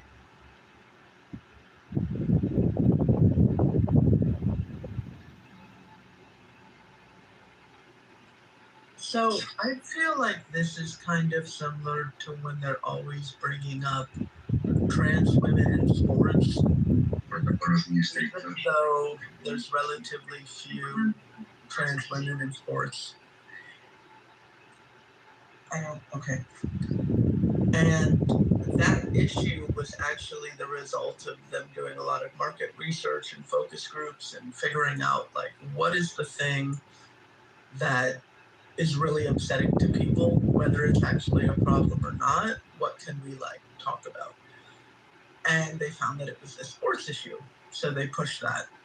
I feel like it's kind of the same thing with this birth tourism thing. Most births to non-residents or non-citizens or whatever are to people like students, like people here on their, PhD or people who've lived here for a long time. It does happen, but it's relatively uncommon, rare phenomenon.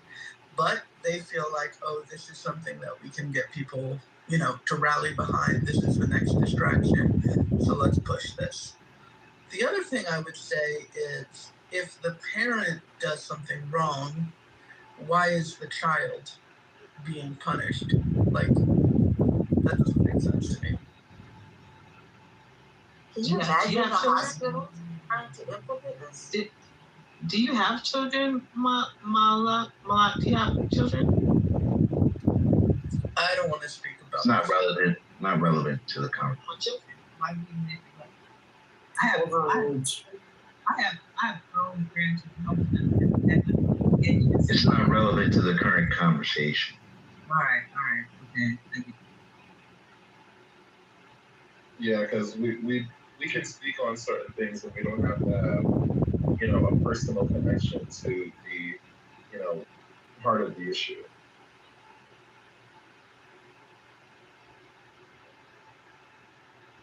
Well, now we're gonna have the baby police. Why were children brought into this conversation though? That's the problem I'm having. Just find too that it's so audacious to be, because that Supreme Court decision was June 30th, and what are we now, like August 6th or something? We've done this a couple of times. Really quick. This is getting so close to like the constitutional crisis that everyone was afraid of. Where like Supreme Court makes decisions and then Trump's just like, yeah, no. And it's really like even doing things by executive order, like it's a very weak way to do something. Everyone knows laws are much stronger. Executive order can be overturned like that. But obviously he doesn't have the capacity or savvy to pass laws, so they want to do things by executive order because it's flashy. So he's making a big show, but it's not just of immigration, it's of flouting the Supreme Court.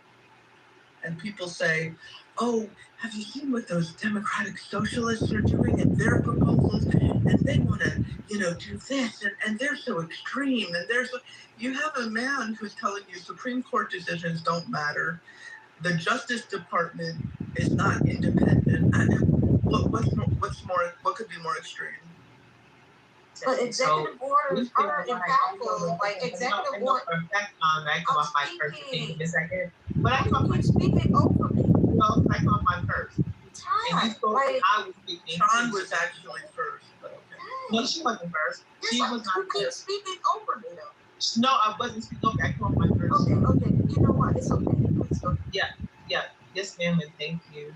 Because I try not to be disrespectful, but I did come off my first. The idea that executive orders have a lasting effect. Case in point, we have these tariffs that were dismantled by the Supreme Court. How long did it take? The better part of this year? How much money did we spend paying taxes, paying these tariffs? Because they fell on the shoulders of American citizens with this executive order. And it wasn't until sometime this year that it was overturned by the Supreme Court. There's $81 billion owed back to us. And because of the lag between the executive order and the Supreme Court's decision, we are out $81 billion. And that $81 billion are going back to the people who were ripping us off in the first place. So executive orders means things until the Supreme Court to catch up. And so we can't ignore what he's doing with executive orders. They're important, but not perfect. Some pass, some don't. But the last effect while it's still in effect, because once he signs it, it's in effect. And we are subjected to that order until the Supreme Court shows up and then either post it at the state. And we are being penalized. We are being chased down until the Supreme Court gets to a place where, because right now it's bombarded with executive orders. So the longer it takes for the Supreme Court to decide on a decision from the executive order, we, as the American people, are being a month ago. Get that part? Did you not get that part though? Executive orders count. Okay, Sean. Oh, it's okay. Thank you. Damn, she took the taste out your mouth.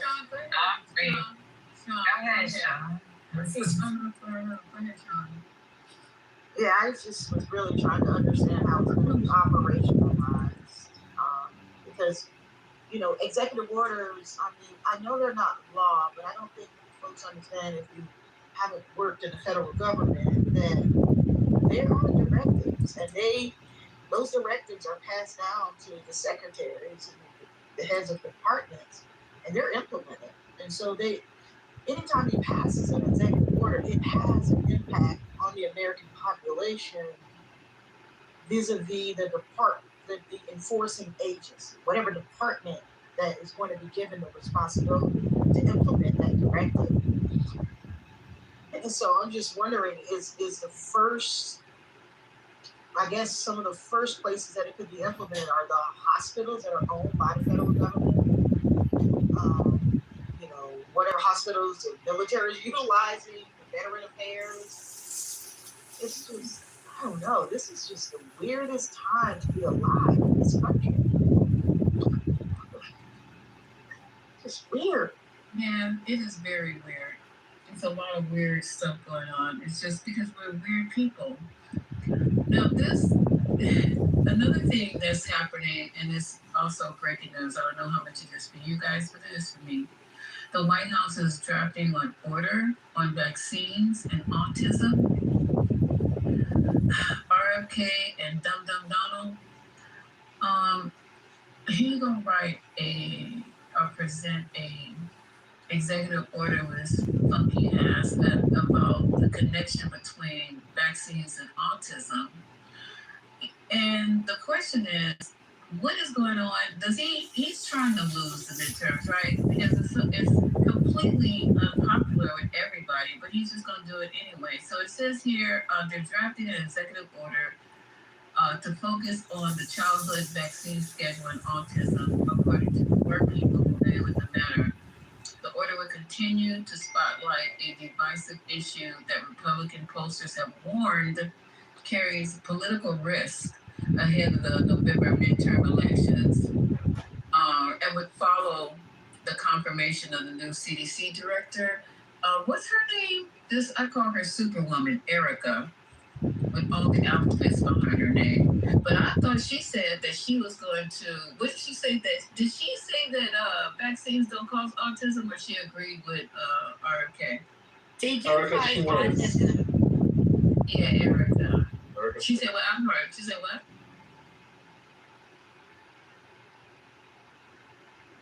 What did she say about autism? Hi, Lisa. Hi, everyone. Huh? Hey, my daughter has autism. She used to be able to talk and sing before. Oh.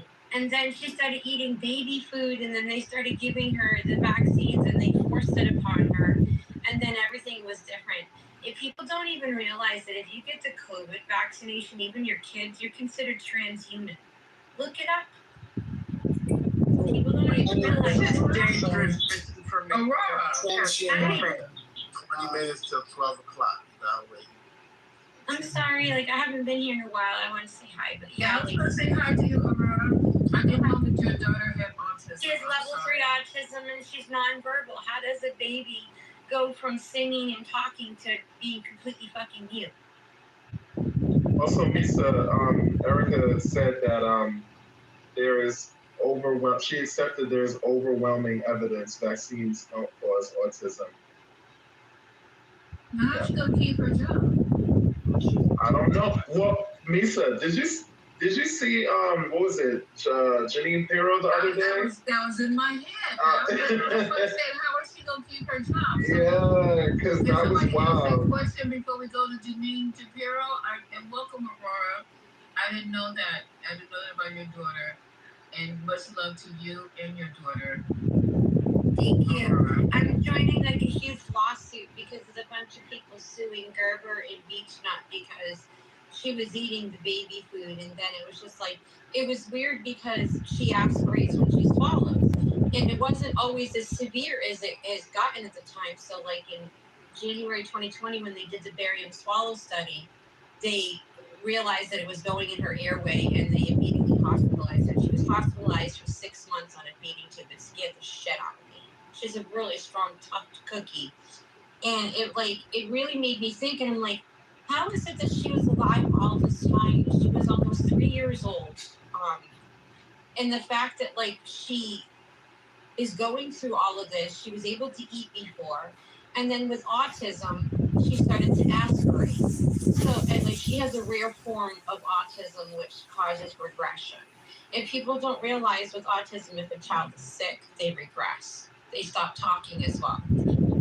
If they're uncomfortable, if something is going on, if something is bad, if it's behavioral, if somebody did something to them, if they're completely having a meltdown, a crash down about it, they can regress as well.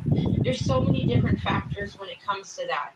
But the key factor is that when it was introduced into my daughter, it was introduced through vaccines and baby food.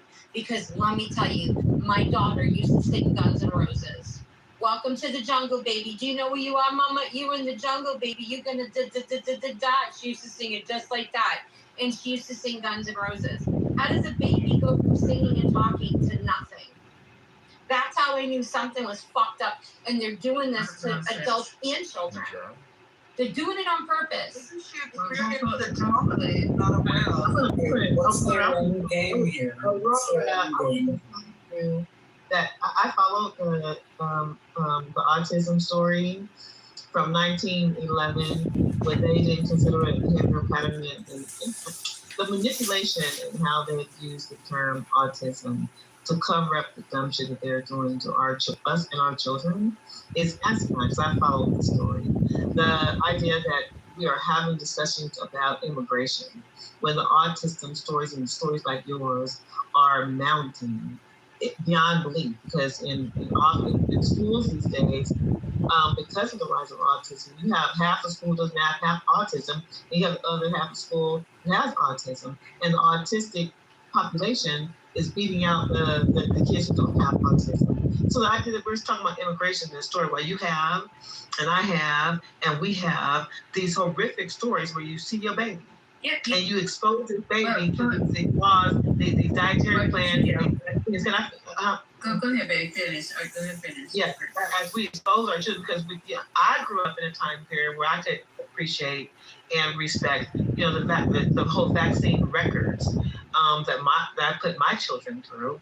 I could appreciate that, but it wasn't until the 90s where it became, a life or death situation, and you were playing poker with your own children. And it's horrifying, it's saddening, and so my heart goes out to you 1,000%. But the idea that we are talking about immigration, we're not talking about, we're talking about how do we eat lettuce right now? That's what we're talking about. And the bigger point as we go into the midterms is immigration is just asinine, because Americans and our children are suffering, and that's across demographic backgrounds. We're all just suffering, and we don't know what to do about it. And I think there's a bigger point, that the Democrats nor the Republicans are doing a goddamn thing about it, which ties back to my point, an hour or two ago? Neither one of those parties are doing shit about it. And we don't know how to solve it. We don't. This is it right here. This is autism. This is adult autism. Autism speaks. Because there's too many points.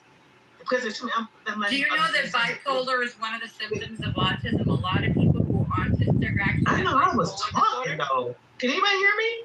I hear you.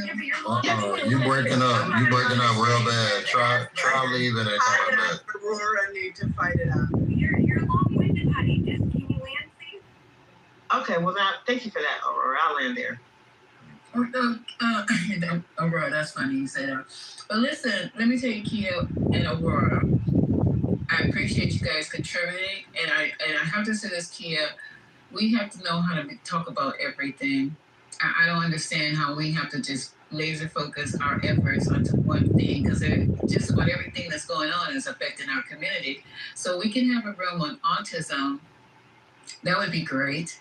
And you guys seem like you guys know a lot about it. So we'll invite you guys to be the people, not the key speaker, because we'll have someone who specializes in treating autism.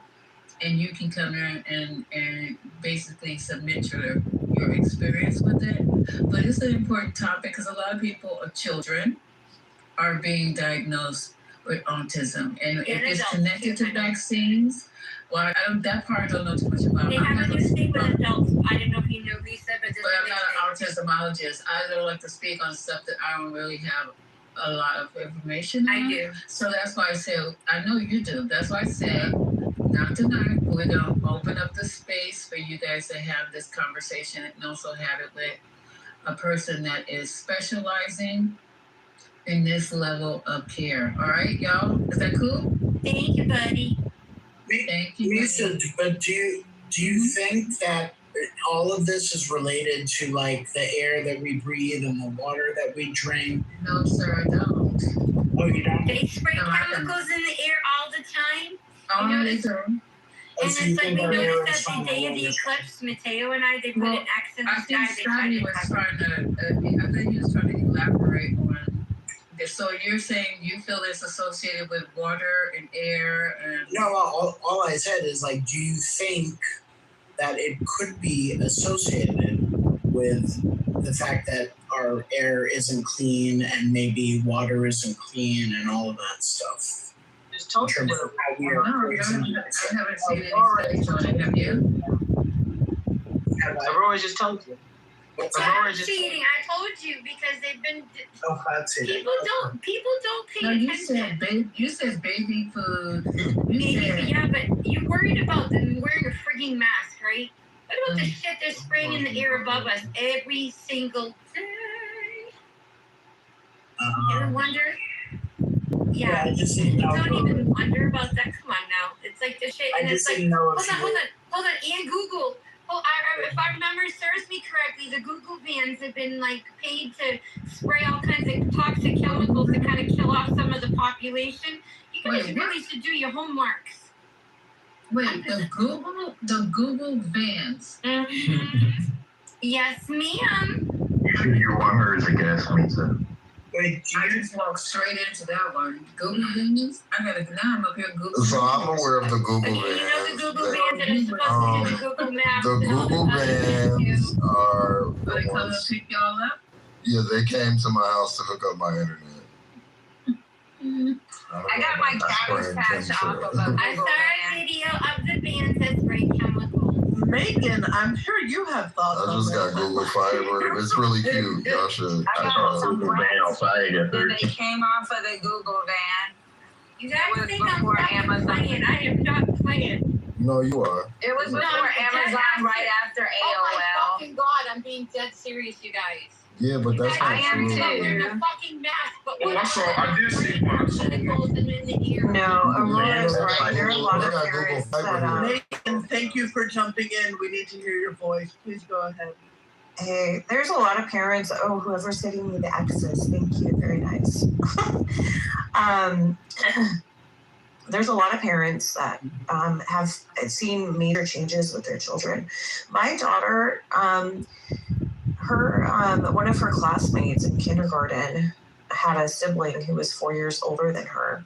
And the dad was an anesthesiologist. And after she got her MMRs, she went from a perfectly normal child who was developmentally on track for everything. And then she just totally changed. And there's endless stories. They're like all the same. But as an anesthesiologist, being in the medical profession, having gone to medical school, everything, he refused to vaccinate his children after that. So that was a personal experience I have. But if you really look and start to listen to parents, who are we to dismiss what these parents are saying? And part of what happened was in 1986, Some of those parents are scientists too, so listen. In 1980, I think it was 1986, somewhere in the 80s, they took the liability. Hang on, one sec. You can talk all you want in this minute. They took away the liability from the vaccine companies, and we went from having a handful of vaccines given to children to, I mean, look up the number of vaccines that kids get now compared to in the 80s or the 70s. It's there's no comparison. So we're blasting them with heavy metals that cross the blood-brain barrier, and because the vaccine companies. What's irresponsible? This is medically. You guys just hear this problem. You guys hear this. Wait. How about you shut the fuck up? Wait 1 minute. Suck my fucking dick. How about Can that? you guys stop? Just Wow. stop for a second. Really Just stop. Because you're the parents you're not first of all, this is not affecting your child. Is it who was speaking? I forgot already. It was serious and It was Quinn. Megan. No, I'm talking about it was you. I was talking. Yeah, I thought you meant like who was in. No, but do you have a child that currently has autism? No, I was just sharing a personal experience with my. Okay, so this is what I have to say about this, because I think right now, until we get like my oldest daughter is mildly autistic. Okay. And hold on for a second. and she hold on for a second, because the vaccine. If we start this in this room, it's not going to end well, and I'd rather do it at another time, because everybody I've taken vaccines, my kids taken vaccines, I didn't have that experience. So it can't be that the vaccine is bad for everybody. Of the millions of people that take vaccines every year, the millions of babies that are vaccinated every year, we all have reactions. Everything is not for everybody. Whatever the vaccine has in it, your child might have been highly susceptible to it because of what their particular makeup. You are I'm allergic to shit y'all are not allergic to. I know somebody told me yesterday they were allergic to alcohol. I said, are you talking about rubbing alcohol? He goes, no, alcohol. Then they got people allergic to aspirin. They got people allergic to all kind of shit that you might not be allergic to, and another 100 people are not allergic to. That's why we ask these patients, what are your allergies? Not the allergies of everybody else and your neighbors and shit. What are you uniquely allergic to? And some of the stuff that people say, tape, adhesive, are you allergic to Band-Aids? So Mason, you're saying it's not the vaccine, but it's the I'm people? not saying nothing. Don't put shit in my mouth.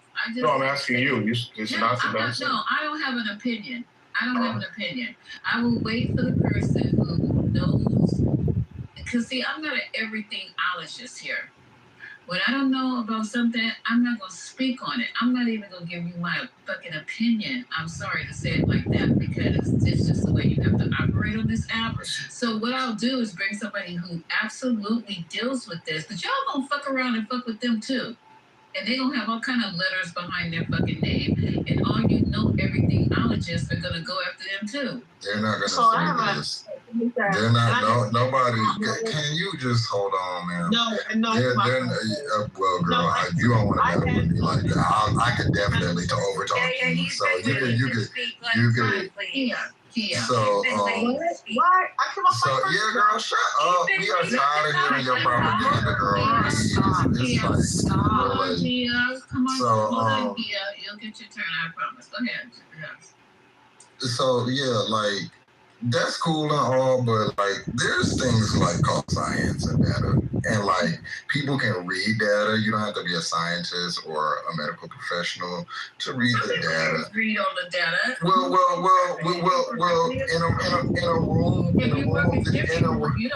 Well, in a room of this size, there are enough people who can that you can just get that. But coming up saying, oh yeah, my cousin who had they beat the fuck out of Nicki Minaj for doing that. So we can't like just be like, oh yeah, because my cousin foot swelled up and she took it. So that means y'all gotta worry about y'all feet. Like, stop that. I agree with that part. But that's essentially what they're doing. I'm not gonna stand on nothing though. That these people have children. Do you have children with a child with autism? My brother is autistic. He has Asperger's, but he is not. It wasn't caused by any vaccines. Like no one's was caused by vaccines because there is no scientific proof anywhere. There's no statistical data to suggest cause and effect. There's no effect every time it seems that you know about wrong. It's so good for you. Well, but the reality is that no form of autism is caused by disease. And what I do know about is what y'all are talking Speak about. aloud, brother. Vaccines usually. We support the scientists. Something is usually We support science. I know this for a fact. Can I fucking finish? Right. So I guess we're just giving you the same respect that you give everybody else. Are you done, Becky, or can I finish? I'm not quite by the way. Come on, stop. Anyway. Y'all better stop playing with me, please. I'm just trying to talk. I've been very mature. So which usually affects you in a different type of neurological way. It usually messes with your nerve endings and your nerve sheath, which is called the myelin. So that's usually how it affects people. And I know this personally. So the ways that you guys are talking about vaccines, when people have adverse reactions to it, it's not, they don't develop autism. That's not what happens. So I wish, yeah, okay, any of, none of that. A lot of things have metals. A lot of things have metals in them, and some metals, some. I wasn't finished. All these little babies